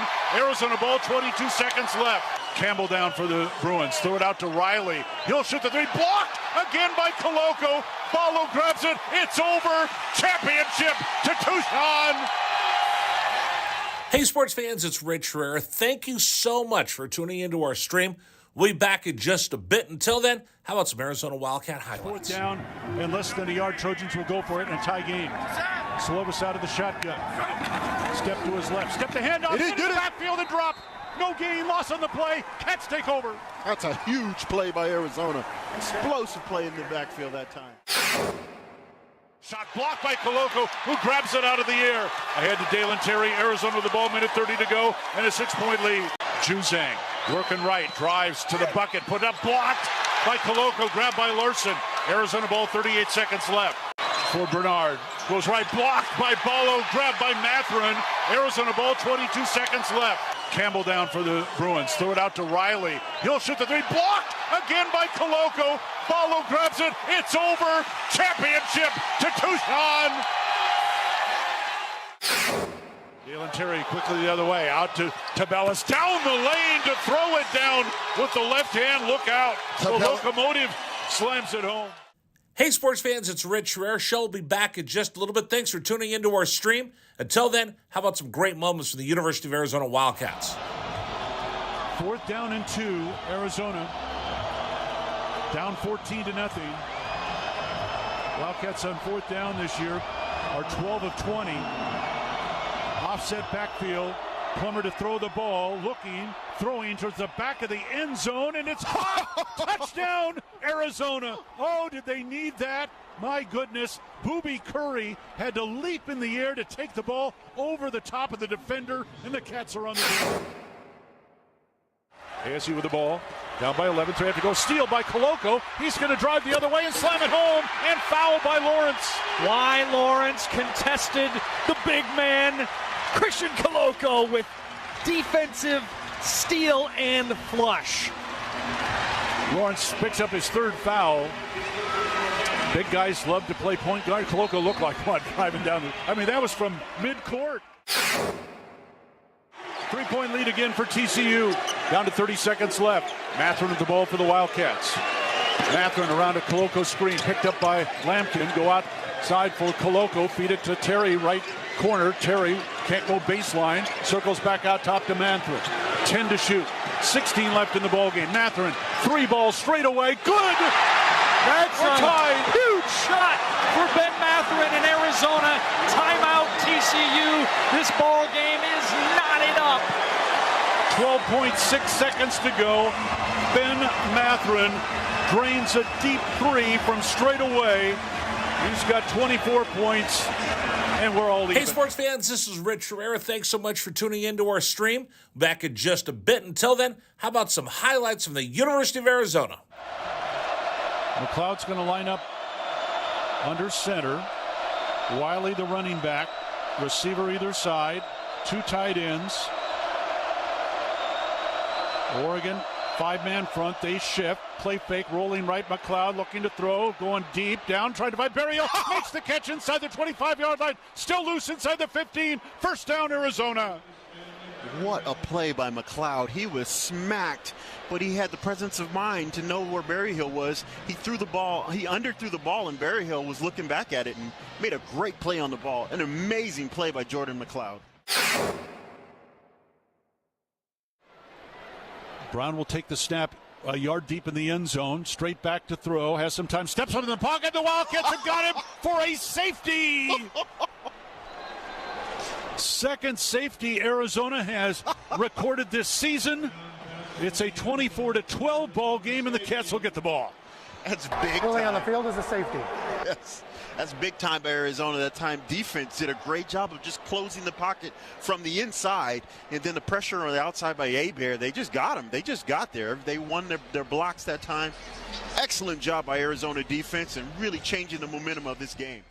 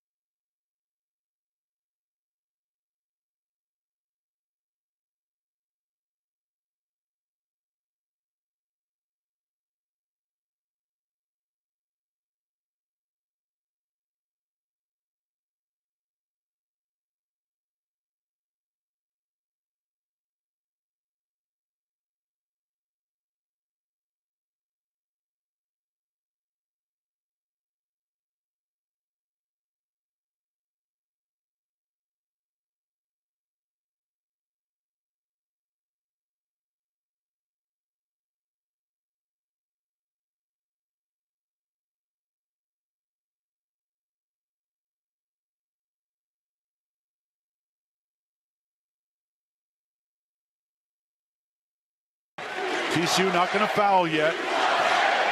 Mathurin looking at Tommy Lloyd. Shot clock at 15. Mathurin back and forth dribble. 10 to shoot now. Long ways from the bucket. Off to Dalen Terry. Terry looking for help. 6 to shoot. Way outside to Mathurin. 3, 2. Mathurin forces the 3 off the rim. No good. Follow. Koloko jams it home. And the Cats up by 5. Offensive rebound. And the 90. So, I have no idea what we're going to talk about next. Hello again, everybody. I'm Rich Herrera. Thanks for joining us. Probably the most gut-wrenching, powerful hour and a half of radio I've ever done in my life, to be candid with you. And again, listen, I tell everybody when I came back to Tucson to do this radio show again, that I was going to be as transparent as I possibly could with everybody. And I think I was probably more transparent than you wanted. But talk about one of the most amazing stories I've ever heard. Dragon Ball, you look a little shell-shocked. Try again, Dragon Ball. I'm sorry, we're having issues, folks. There he is. I think he's there. This has definitely been a very long and... I think you have to get closer to the microphone. It's been a very, very, it's been hard, listening to what Vance had to go through. It's been hard listening to what he wants to help people get through because these are not easy subjects to get over. But, like he said, everybody needs to have that conversation. Yeah. That conversation needs to happen at some point. Pretty amazing conversation. All right, we're going to get back on schedule. We're going to try to get back on schedule just for a little bit. And our thanks to all our sponsors because this was a little bit out of the ordinary. And I hope if you know somebody that can use help, family member, maybe it's yourself, you reach out to them like he said. And then this is going to be archived on YouTube as well. So if you have somebody that wants to hear what we had to say or you think needs to hear what we had to say, it'll be up on YouTube a little bit later and archived on there forever. So you could share that with you. And I hope that somebody stumbles across it that can make changes in their life. Today's program is brought to you by PGA Tour Superstore. PGA Tour Superstore located at Oracle and Limberlost. Shop with the pros at Tucson's PGA Tour Superstore for home for golf pros and beginners just like me. They're the proud sponsor of our new Tucson's Golf Show every Saturday morning, 8 a.m. Jesse Crow and I sit down and talk with golf professionals here in Southern Arizona. We've had Jim Anderson on. I think Laura Anella is going to be joining us coming up this week. So that's Saturday morning, 8 a.m., brought to you by Tucson's PGA Tour Superstore. They're your location for everything you want in golf. You go out and enjoy the game of golf, great. You want to upgrade your equipment, great. And they've got it all. Driverson, Ping, Callaway, TaylorMade, Cobra. They got clothing, Black Clover, Travis Matthew, Nike, Under Armour, Puma. They even have Barstool sports gear. Golf balls, lowest prices, widest selection of golf balls anywhere in Southern Arizona. Titleist Pro V1s, Bridgestone, Wilson, Callaway, TaylorMade. They have it all. And here's a great deal for you. If you're a Wildcat Sports Radio or Wildcat Radio 1290 listener, you get $20 off a purchase of $100, $50 off a purchase of $250. Now restrictions do apply. Ping, Titleist, FootJoy not included in our special promotion. All the rest, just mention the radio station, and you'll get a great deal. All right. Does this seem anticlimactic, or can we do the things that are rattling around in my head right now? All right, let's get to it. Here's the things that are rattling around in my head right now. Warning. The following segment might trigger some listeners, and 1290 does not take responsibility for the following content. What the hell is going on? It's time for the list as we explore the sick, twisted mind of our host, Rich Herrera. And that's when things got bad. And the list of things he is thinking about in that huge size 8 Chrome Magnum head of his. Look at the size of that boy's head. That's like an orange on a toothpick. You're gonna give the boy a complex. Well, that's a huge noggin. Has its own weather system. All right, here's what's rattling around in my head on a Monday. I'm just going to start off with Vance Johnson. Thank you. What an incredible conversation with a man that has seen the very, very top of the mountain and the deepest part of the desert, and has come out to talk about it. And just, I hope our goal was just if we reached one person that needs help, or one person that knows someone that needs help, they reach out and get that help. Oh man, I hope it helped.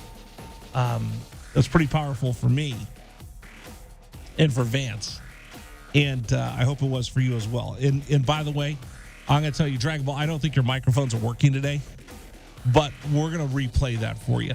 I think that's just too powerful to have once on the radio. I think it's something that we need to edit and redo a couple times just to show people. Now, by the way, a couple programming notes for you. I'm off Wednesday, Thursday. Getting ready to travel to Los Angeles for Pac-12 Media Day. I don't know. I'm kind of geeked up for the football season, folks. Is this bad? You know what I did all weekend? I watched on YouTube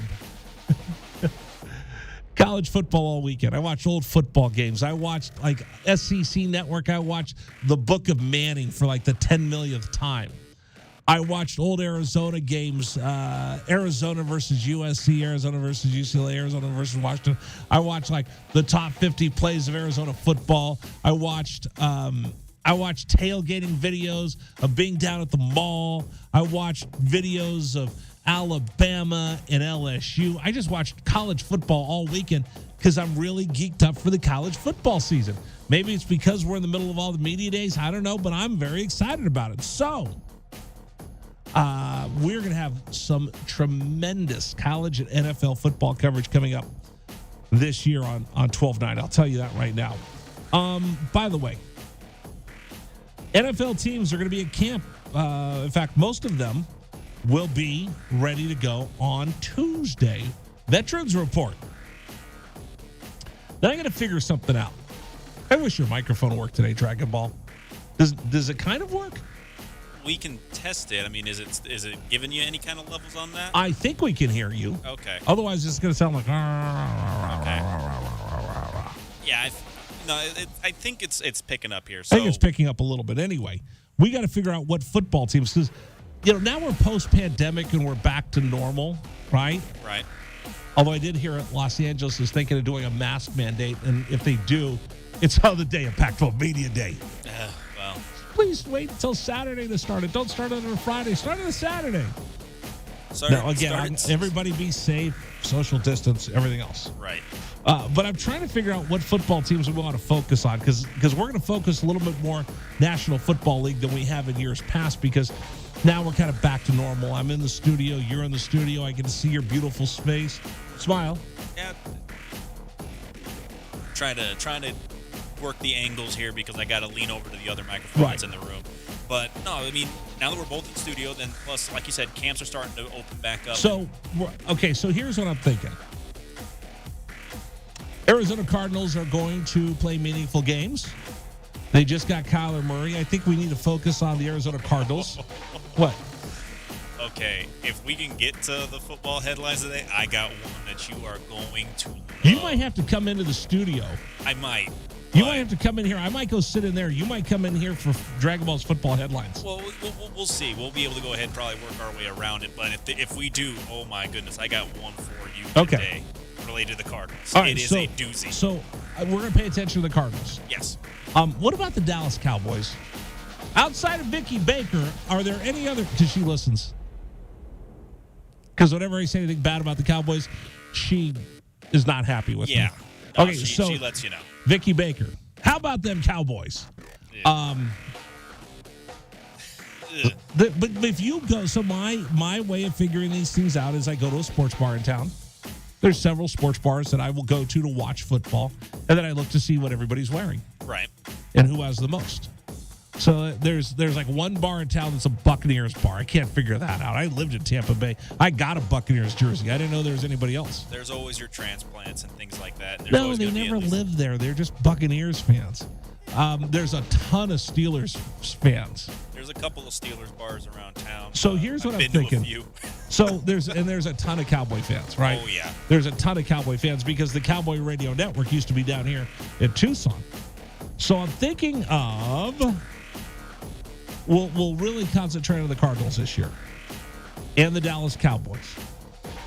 And then what's the name of the guy that works over at Kim FM in the morning? Max? I think so, yeah. Max. Yeah. You know what his team is, don't you?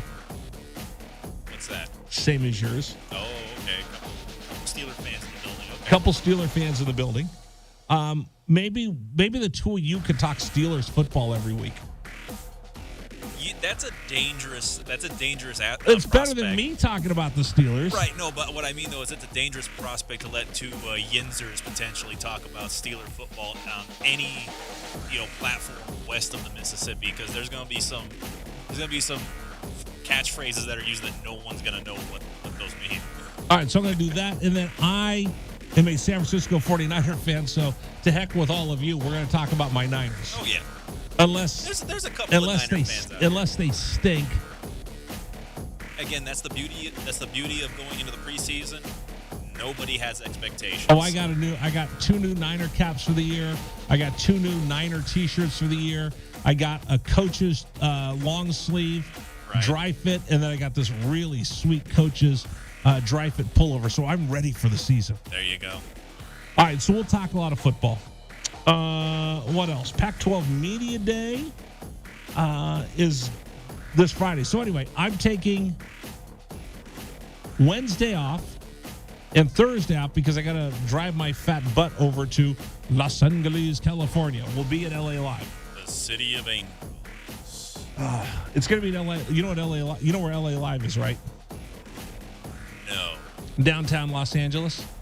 Oh, is it just straight up in downtown? Yeah, it's next to Staples Center. I refuse to call it Crypto.com. Yeah, no.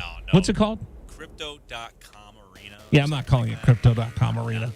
But it's right next to Staples Center. Okay. You can just say the Lakers place. Right, because I didn't realize the Clippers. Well, I didn't realize the Clippers are building their own brand new, $2 billion arena. Unless it's in San Diego, I don't care. I think they're building it. I think they're building it in Inglewood, where the Forum used to be. Oh. Steve Ballmer's building his own palace. Yeah, that makes sense. His So own personal forum. Yeah, exactly. So we'll be right there. But the best part is, it's within walking distance of the pantry.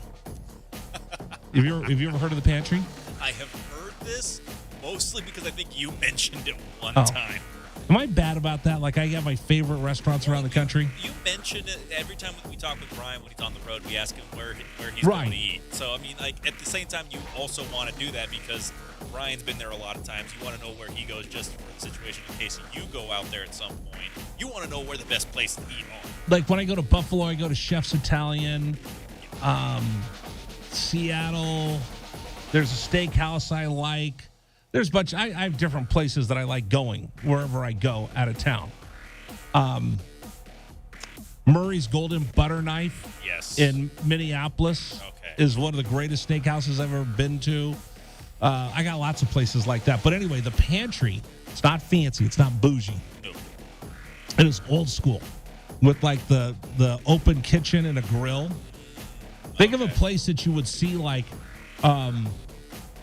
Dragnet sitting at with the fedora and everybody's wearing a suit from the 1950s. Like one of those overcoats kind of. Yeah. Yeah. Okay. Think of what are old school LA movies like Gangster Squad or LA Confidential? What's the Jack Nicholson one? Chinatown. Right. Yes. Think of those. Think of Walt Disney in the 1950s. Yes. That's what this place is. Open grill. You go in, the great steak sandwich, fried potatoes. Oh, I'm going to take extra insulin because my blood sugar is going to go off the Richter scale. I absolutely take it. Even if you weren't going to go to the pantry, they got a big hamburger steak. Hamburger steak. Like a big hamburger steak on a big patty. Like a big hamburger patty on a French roll. Oh, so good. Because I was mad when we went to the Pac-12 Media Day last year. I took a $18 cab ride from my hotel, which sucked. And I stayed at a beautiful hotel, but LA's a dumpster fire. Right. And then I went to the pantry, and he dropped me off, and I got out, and it was closed. So I had to walk to a Carl's Jr. to eat. That's terrible. So I paid $20. I paid $40 in Uber to go eat at Carl's Jr.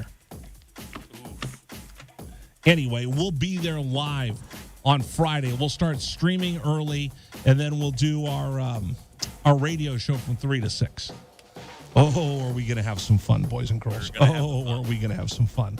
Anyway, that begins on Friday. So I'm taking a couple days to head over to Los Angeles, and then we're broadcasting live from LA, and then we're going to sit down with all the coaches. In fact, coming up in a second, I'll tell you everybody that's going to appear at Pac-12 Media Day. And that's what's rattling around in my big old head right now. Today's program is brought to you by QC Kinetics. If you suffer from joint pain from arthritis or injury, you know the traditional treatments, they're not good. They start with pain meds, and then they go to steroids. Then they go surgery, right? No, stop.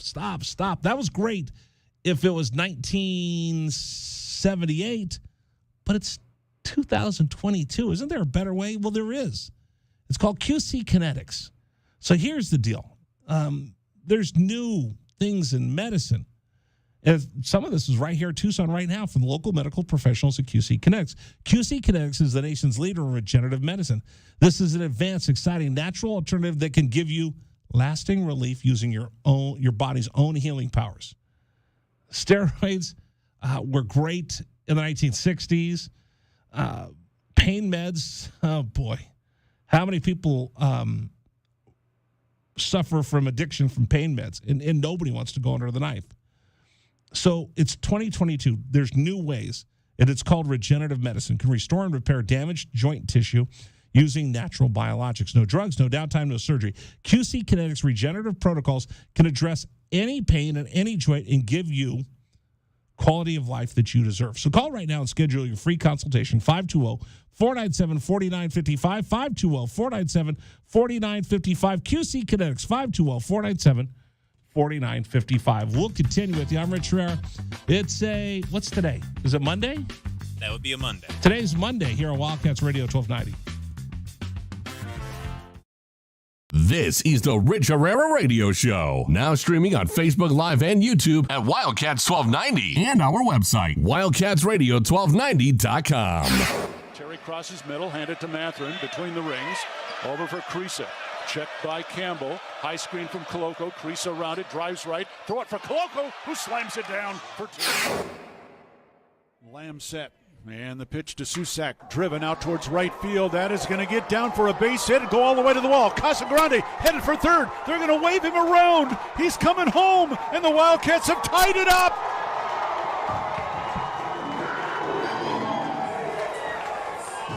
Susak with an RBI double to right center. And we're still playing ball. Tied at 16 in the bottom of the 10th. Shot blocked by Koloko, who grabs it out of the air. Ahead to Dalen Terry, Arizona with the ball, minute 30 to go, and a 6-point lead. Juzang working right, drives to the bucket, put up, blocked by Koloko, grabbed by Larson. Arizona ball, 38 seconds left. For Bernard, goes right, blocked by Ballo, grabbed by Matherin. Arizona ball, 22 seconds left. Campbell down for the Bruins, throw it out to Riley. He'll shoot the three, blocked again by Koloko. Ballo grabs it, it's over. Championship to Tucson. Hey, sports fans, it's Rich Herrera. Thank you so much for tuning into our stream. We'll be back in just a bit. Until then, how about some Arizona Wildcat highlights? Fourth down and less than a yard. Trojans will go for it in a tie game. Slovis out of the shotgun. Step to his left. Step the handoff. It is good. Backfield and drop. No gain, loss on the play. Cats take over. That's a huge play by Arizona. Explosive play in the backfield that time. Shot blocked by Koloko, who grabs it out of the air. Ahead to Dalen Terry, Arizona with the ball, minute 30 to go, and a 6-point lead. Juzang working right, drives to the bucket, put up, blocked by Koloko, grabbed by Larson. Arizona ball, 38 seconds left. For Bernard, goes right, blocked by Ballo, grabbed by Matherin. Arizona ball, 22 seconds left. Campbell down for the Bruins. Throw it out to Riley. He'll shoot the three. Blocked again by Koloko. Follow grabs it. It's over. Championship to Tucson. Dalen Terry quickly the other way. Out to Tabellis. Down the lane to throw it down with the left hand. Look out. The Locomotive slams it home. Hey, sports fans, it's Rich Herrera. Show will be back in just a little bit. Thanks for tuning into our stream. Until then, how about some great moments for the University of Arizona Wildcats? 4th down and 2, Arizona. Down 14-0. Wildcats on 4th down this year are 12 of 20. Offset backfield. Plummer to throw the ball, throwing towards the back of the end zone, and it's touchdown, Arizona. Oh, did they need that? My goodness, Booby Curry had to leap in the air to take the ball over the top of the defender, and the Cats are on the board. ASU with the ball, down by 11, so they have to go. Steal by Koloko. He's going to drive the other way and slam it home, and foul by Lawrence. Why Lawrence contested the big man, Christian Koloko, with defensive steal and flush. Lawrence picks up his 3rd foul. Big guys love to play point guard. Koloko looked like what, driving down that was from midcourt. 3-point lead again for TCU. Down to 30 seconds left. Matherin with the ball for the Wildcats. Matherin around a Koloko screen, picked up by Lampkin. Go outside for Koloko. Feed it to Terry, right corner. Terry can't go baseline. Circles back out top to Matherin. 10 to shoot. 16 left in the ballgame. Matherin, 3 balls straight away. Good!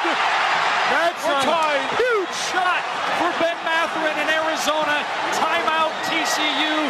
This ball game is knotted up. 12.6 seconds to go. Ben Matherin drains a deep 3 from straight away. He's got 24 points, and we're all even. Hey, sports fans, this is Rich Herrera. Thanks so much for tuning into our stream. Back in just a bit. Until then, how about some highlights from the University of Arizona? McLeod's going to line up under center. Wiley, the running back. Receiver either side. 2 tight ends. Oregon, 5-man front. They shift. Play fake, rolling right. McLeod looking to throw. Going deep. Down, trying to find Berrios. Makes the catch inside the 25-yard line. Still loose inside the 15. First down, Arizona. What a play by McLeod. He was smacked, but he had the presence of mind to know where Berryhill was. He threw the ball. He underthrew the ball, and Berryhill was looking back at it and made a great play on the ball. An amazing play by Jordan McLeod. Brown will take the snap a yard deep in the end zone. Straight back to throw. Has some time. Steps up in the pocket. The Wildcats have got him for a safety. Second safety Arizona has recorded this season. It's a 24-12 ball game, and the Cats will get the ball. That's big. Really on the field is a safety. Yes. That's big time by Arizona. That time defense did a great job of just closing the pocket from the inside, and then the pressure on the outside by Abear. They just got him. They just got there. They won their blocks that time. Excellent job by Arizona defense and really changing the momentum of this game.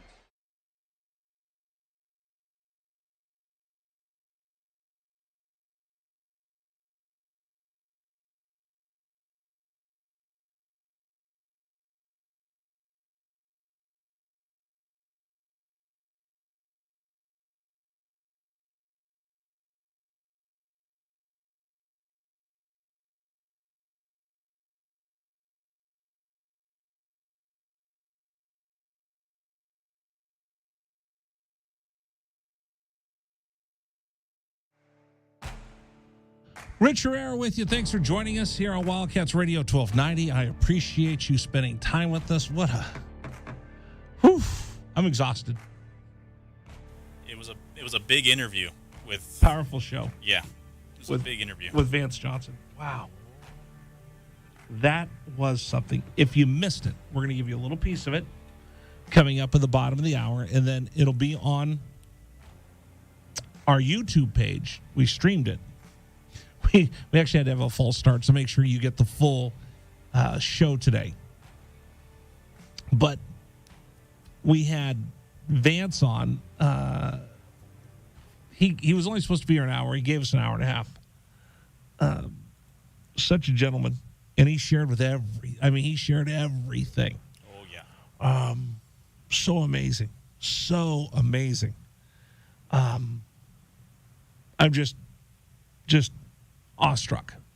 And again, I hope we talk to people today. I know I'm a better person for the conversation. Yes. It's pretty powerful. So if I'm a little lost, that's why. But we'll have Vance. We'll have a little bit of our Vance interview coming up here in about 25 minutes or so. But I beg of you, if you just want to see what humanity feels like and sounds like, Vance Johnson, listen to what he has to say. It's pretty amazing. I don't even know what we're supposed to do right now. I'm kind of in shock and awe right now. I'm kind of lost because my head's spinning so many different ways, and it was such an emotional conversation. I am a little I'm a lot. My head's just spinning, folks. I'm going to be honest. I've done this. You guys know. You listen. For those of you that are old school, you listened to me 20 years ago doing this. For those of you that are big sports radio fans, you've heard me back Sports Fan Radio, Fox. You've heard me on satellite, all these different. I've never actually had a conversation like that before. It was truly something special. So anyway, we're supposed to do Dragon Ball's headline, football headlines. We'll do those in a second. Oh, do you want to take calls? I'll take calls. All right. 520-848-1290. If you heard Vance Johnson's conversation, you want to comment, go ahead. 520-848-1290, the number for you. Join us here on the program. Oh, we have VIP caller. All right, let's go. Ladies and gentlemen, can I please have your attention? And I need all of you to stop what you're doing and listen. You won! You did it! You did it! I knew you would! I just knew you would! All right, let's talk to David on line one. That's a big build-up for you, David, but you're a VIP caller because you contribute to the program. Welcome. Bear down. Well, thank you very much. Bear down. Rich, I am really, really glad that you guys had Vance Johnson on today. Man, his story is incredible. And a little bit of, let me backtrack a little bit here. I had the opportunity to meet with him one time. I was a student still at the U of A, and I happened to have bumped into him at the old Tucson Greyhound Park. And it was shortly after their first Super Bowl loss in that game that he played with Elway, and they got beat pretty handily. And I remember walking up to him and mentioning to him that I was really impressed with their season and that they did really well. And, you know, he didn't greet me with open arms, you know, and thanking me for, you know, talking about their great season because they had just got done losing a Super Bowl. And I thought, oh, okay, I can understand it. He lost, but I didn't realize how much deeper that pain went because of what he was going through in his life. And, you know, it was one of these things where, you know, you wish that you could have seen these types of things and knew what those things are. Back in the 80s, you didn't know what that was. You just thought, at least I did, that this is a guy that was reeling from a really tough loss in a Super Bowl and just wasn't ready to open up about it. But obviously there was so much more that he was not ready to open up about. There was so much more going on in his life. And I remember talking to him and asking him, you know, what it must feel like being a professional athlete. And he kept saying things like, you don't even want to know. You don't even want to know. And hindsight being 2020, I'm thinking, oh my God, why didn't I see the signs then? Because we never talk about it. Who could have? We never talk about it. I mean, here's the deal. Especially in those days. Right. I mean, listen, everybody deals with things their own different way. When he goes, you don't want to know. I get it. And the reason we were doing this wasn't to show there's some YouTube shows. I don't know why I watch YouTube so much. Listen, Dave, I've got like 500 channels in Amazon Prime. I don't know why I watch stupid YouTube, but I do. But there's all these behind the scene or wrestling's bad things and all these things that are kind of want to show you the seedier side of sports. That's not what we are doing today.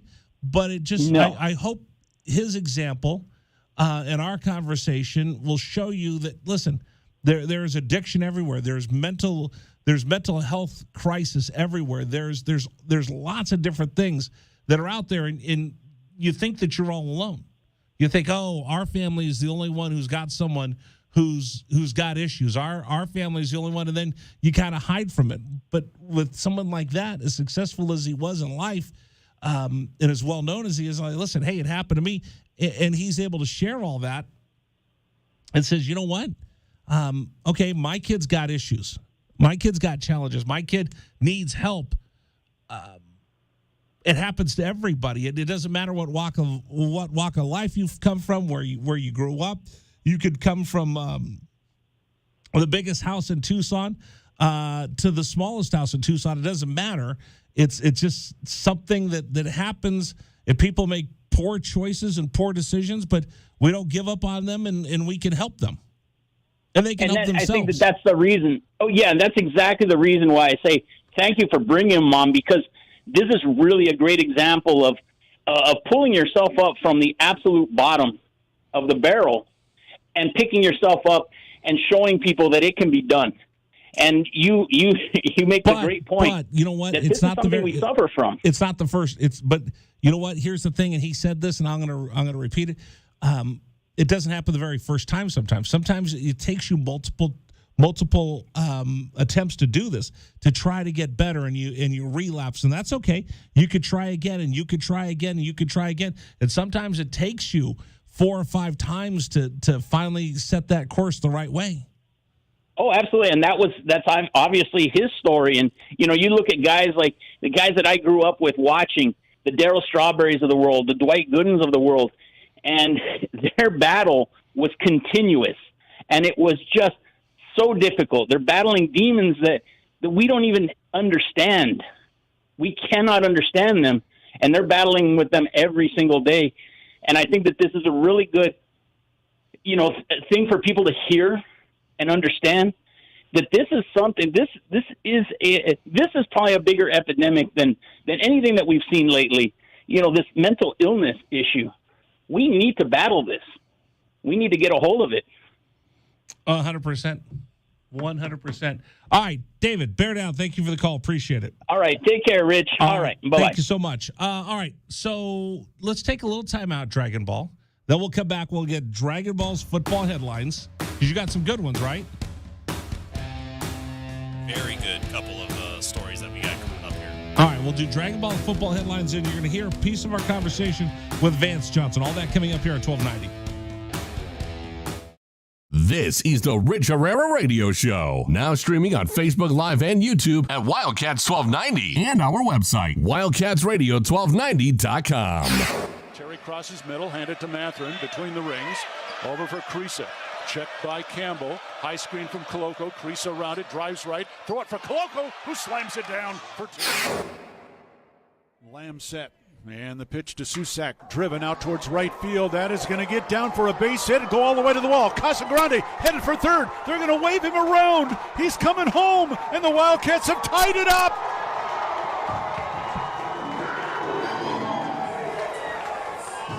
Susak with an RBI double to right center. And we're still playing ball. Tied at 16 in the bottom of the 10th. Shot blocked by Koloko, who grabs it out of the air. Ahead to Dalen Terry, Arizona with the ball, minute 30 to go, and a 6-point lead. Juzang working right, drives to the bucket, put up, blocked by Koloko, grabbed by Larson. Arizona ball, 38 seconds left. For Bernard, goes right, blocked by Ballo, grabbed by Mathurin. Arizona ball, 22 seconds left. Campbell down for the Bruins, throw it out to Riley. He'll shoot the 3, blocked again by Koloko. Ballo grabs it, it's over. Championship to Tucson. Hey, sports fans, it's Rich Herrera. Thank you so much for tuning into our stream.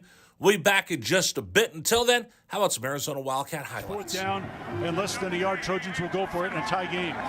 Slovis out of the shotgun. Step to his left. Step the handoff. Into the backfield and drop. No gain. Loss on the play. Cats take over. That's a huge play by Arizona. Explosive play in the backfield that time. Shot blocked by Koloko, who grabs it out of the air. Ahead to Dalen Terry. Arizona with the ball, minute 30 to go, and a 6-point lead. Juzang working right, drives to the bucket, put up, blocked by Koloko, grabbed by Larson. Arizona ball, 38 seconds left. For Bernard, goes right, blocked by Ballo, grabbed by Matherin. Arizona ball, 22 seconds left. Campbell down for the Bruins, throw it out to Riley. He'll shoot the three, blocked again by Koloko. Ballo grabs it, it's over. Championship to Tucson. Dalen Terry quickly the other way, out to Tabellas, down the lane to throw it down with the left hand. Look out. The locomotive slams it home. Hey, sports fans, it's Rich Herrera. Show will be back in just a little bit. Thanks for tuning into our stream. Until then, how about some great moments from the University of Arizona Wildcats? 4th down and 2, Arizona. Down 14-0. Wildcats on 4th down this year are 12 of 20. Offset backfield. Plummer to throw the ball, looking, throwing towards the back of the end zone, and it's caught. Touchdown, Arizona. Oh, did they need that? My goodness. Booby Curry had to leap in the air to take the ball over the top of the defender, and the Cats are on the field. ASU with the ball, down by 11, so they have to go. Steal by Koloko. He's going to drive the other way and slam it home, and foul by Lawrence. Why Lawrence contested the big man, Christian Koloko, with defensive steal and flush. Lawrence picks up his 3rd foul. Big guys love to play point guard. Koloko looked like what, driving down that was from midcourt. 3-point lead again for TCU. Down to 30 seconds left. Matherin with the ball for the Wildcats. Matherin around a Koloko screen, picked up by Lampkin. Go outside for Koloko, feed it to Terry, right corner. Terry can't go baseline, circles back out top to Matherin. 10 to shoot, 16 left in the ballgame. Matherin, 3 balls straight away, good!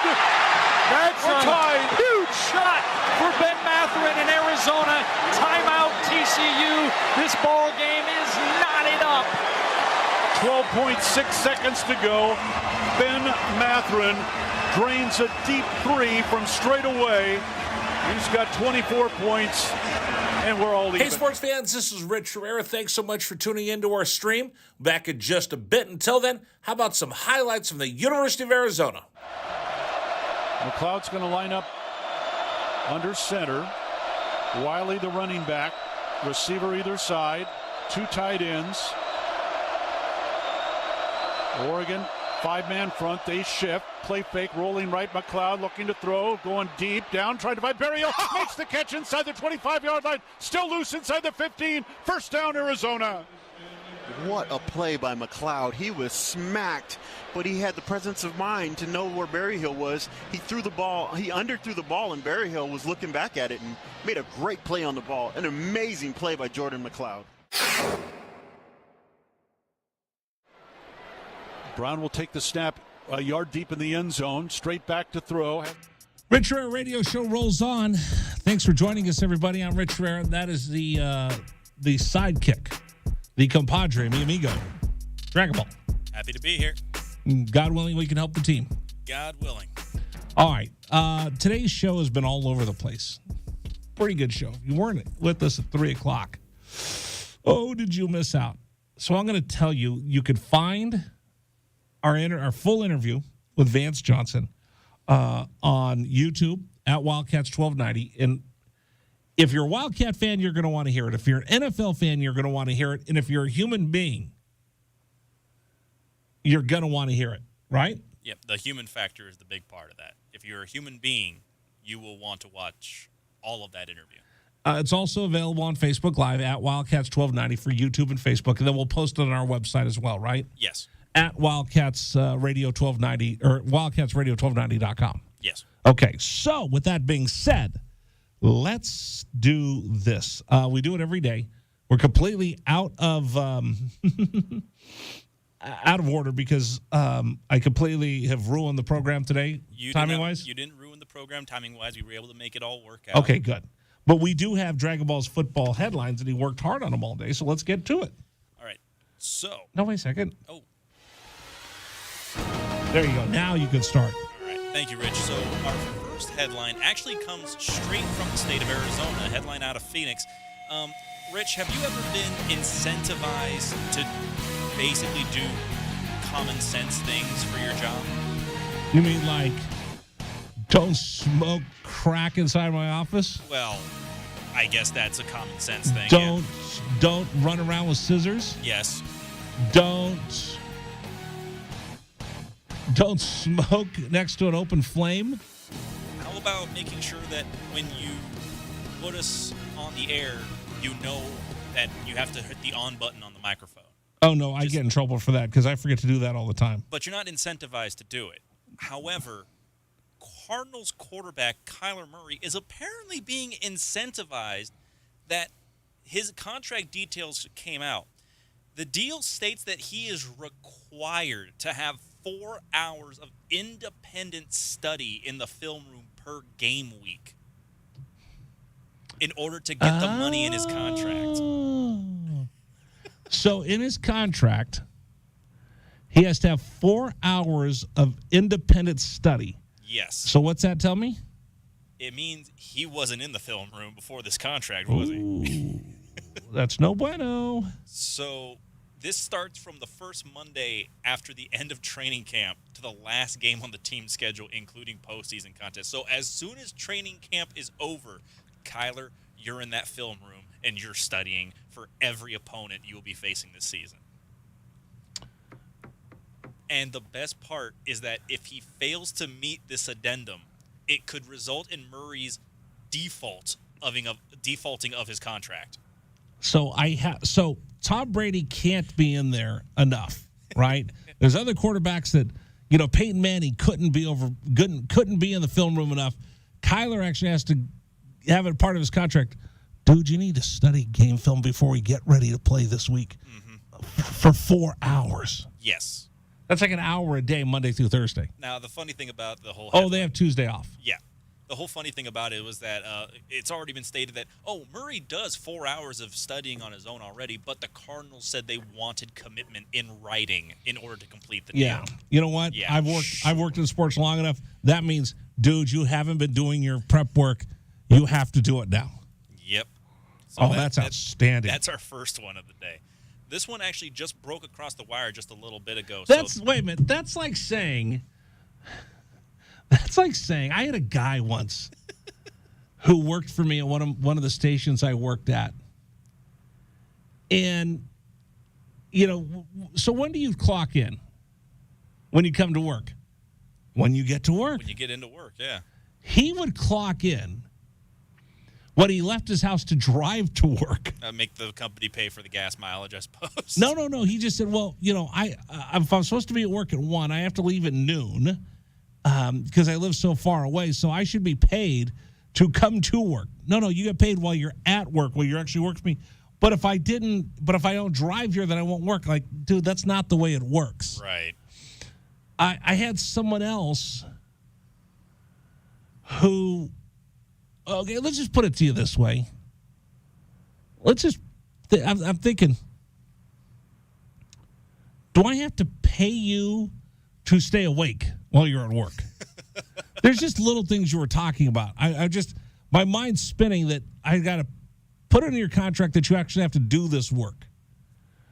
Like, I think I've told you the story. When I worked for the baseball team, there was an intern that we had, and he comes to work one day. He had been out messing around the night before, and he comes in. He looked like something the cat drug in, and he doesn't have shoes on. Like he's got a dress shirt, he's got slacks, but no shoes. And I looked at him and go, "Dude, where are your shoes?" And he goes, "I forgot them." I said, "What do you mean you forgot them?" He goes, "Wherever I was last night, I lost them." So you came to work barefoot? And he said, "Yeah." And I said, "Dude, this is the big league. I feel like I'm talking to Ricky Vaughn, son. Like I'm the manager in Major League. Son, in this league we wear sleeves and caps. Like, talking to Charlie Sheen. Yep. I'm like, son, this is the big leagues. We wear shoes to work. He goes, who cares? Who's going to see me today? I said, you never know who's going to walk in the door. The owner could walk into the door any minute now, and he's going to walk by and he's going to see you without shoes on. He's going to go, why is this kid not wearing shoes? He goes, what are the chances the owner walks by right now? 2 seconds later, because the owner didn't live in town. He lived in New York. Right. 2 seconds later, guess what happened? Oh, no. The owner walks up. He goes, hey, Rich, how you doing? I said, good, Stu. How are you, buddy? Oh, I'm doing well. And I said, this is one of our interns, Michael. And he kind of looks at Michael, shakes his hand, looks down, and notices that he's not wearing shoes. And he goes, son, we wear shoes to work here. And he walked away. Ouch. So I wonder if Kyler's got in his contract that he has to wear shoes. Kyler, you know what? I'm going to put this in your contract just in case you miss this. You have to wear a helmet during the game. Okay, the helmet probably not. Maybe it's like the contract, maybe there's some other language like, okay, if we're playing on turf, then you wear the turf shoes. If you're playing on grass, make sure you wear the cleats or something to that nature. I don't know. All right, what else do you got? So this one, that's outstanding, by the way. This one just broke out from New England. At least that's where this man predominantly made his name. Wide receiver Danny Amendola has officially called it a career. One of Tom Brady's number 2 wide receiver during that second dynasty, I guess you could call it, for the Patriots. Second to Julian Edelman back in the day. Right. So he's officially done. 36 years old, undrafted free agent 2008. So Patriots great, calling it a career potentially. I'm not sure necessarily if you want to call him great, but he's in that conversation. Did he help Tom Brady win championships? 2014, 2016. Then Kings have rings. There you go. All right, what else do you got? Okay, this one needed to be discussed here. I'm going to ask you, think of the 4 teams in the NFC North. You've got the Vikings, the Lions, the Packers, and the Bears. Wait a minute. The Vikings, the Packers, the Lions, and the Bears. Okay. My. Think about December football Dun, dun, dun, dun, dun, dun, in those dun, places. dun, dun. In Chicago Dun, and dun, Green Bay dun, dun, specifically, dun, dun. you get the weather. You get the hard-nosed rat matchups in the NFC North in Chicago. The black and blue division, Soldier Field. Coming up this weekend, an ice-cold Soldier Field, and the Chicago Bears welcome in the Minnesota Vikings. Potentially not ice cold. Why? At Soldier Field. This breaking out of Chicago. Chicago Mayor Lori Lightfoot is pitching a dome for Soldier Field to entice the Bears to remain at the stadium. Now, this needs to be said. Soldier Field may be one of the most prestigious landmarks in football. It is also one of the nastiest fields after its renovation in the history of the sport. Soldier Field is not a pretty stadium Can I try this? Can I try this? Go for it. Coming up this weekend on CBS, it's another matchup in the black and blue division where the frozen tundra of Lambeau Field got the Green Bay Packers ready to take on the tough, hard-hitting George Hallis-bred Iron Mike Ditka DNA Chicago Bears who play inside now because it's too cold. Yeah. Wow. Potentially putting a dome over Soldier Field, which in its itself, it's still bad. Let's be candid here. Have you ever been to Soldier Field? I've never been to Soldier Field. Have you driven by it? Have you ever seen it? I've never been in the state of Illinois. So it's kind of lucky you. So it's kind of a goofy stadium because it's the outside of the facade is Soldier Field. Inside, it's like I took a stadium and then dropped it inside the old facade. Yes. So even though it's Soldier Field, it has those, you see those concrete. Kind of look like marble pillars. Marble pillars. Kind of inside, it looks like every other stadium. Mm-hmm. So now she wants to put a dome over the top of it. Now, that's one of 3 options. So here's the thing. There's a center for the proposal constructing a dome stadium, which could cost anywhere from $900 million to $2.2 billion. There are 3 options on how to build this thing. The first would be to fully enclose the stadium by rebuilding both end zones with columns that can support the structure. So basically, you'd be just making. Are you trying to make me look stupid in front of the other guests that need any help from me? You would be building towers in both end zones to support the dome. The second requires both end zones. Fat, drunk, and stupid is no way to go through life. I'm throwing out better ideas than any of these. Right. Both end zones be rebuilt with columns to make the stadium dome ready. And then the third option calls for modifications to make Soldier Field a multi-purpose stadium suited to host soccer games, while also making it a viable location to accommodate major concerts and a range of other events. So, like you said, you're basically cookie-cuttering a stadium into the facade of old Soldier Field. Now they're talking about completely renovating the stadium just so that they can make it into a stadium. It's the worst idea I've heard in a very, very long time. Darn it. You know what? I was supposed to work this weekend at CBS, but I can't because I have to go to I get to go to Pac-12 Media Day. Right. Oh, do I want to be on the Score in Chicago to talk about this? Oh, do I want to be on the Score in Chicago to talk about this? Wow. It's so bad. All right, coming up next, a portion of a conversation we had with Vance Johnson. Pretty powerful conversation. You want to see the whole thing? We'll put it on our website. We'll post it to social media as well. You can find it at Wildcats 1290 on YouTube. Vance Johnson next. Exclusively on Wildcats.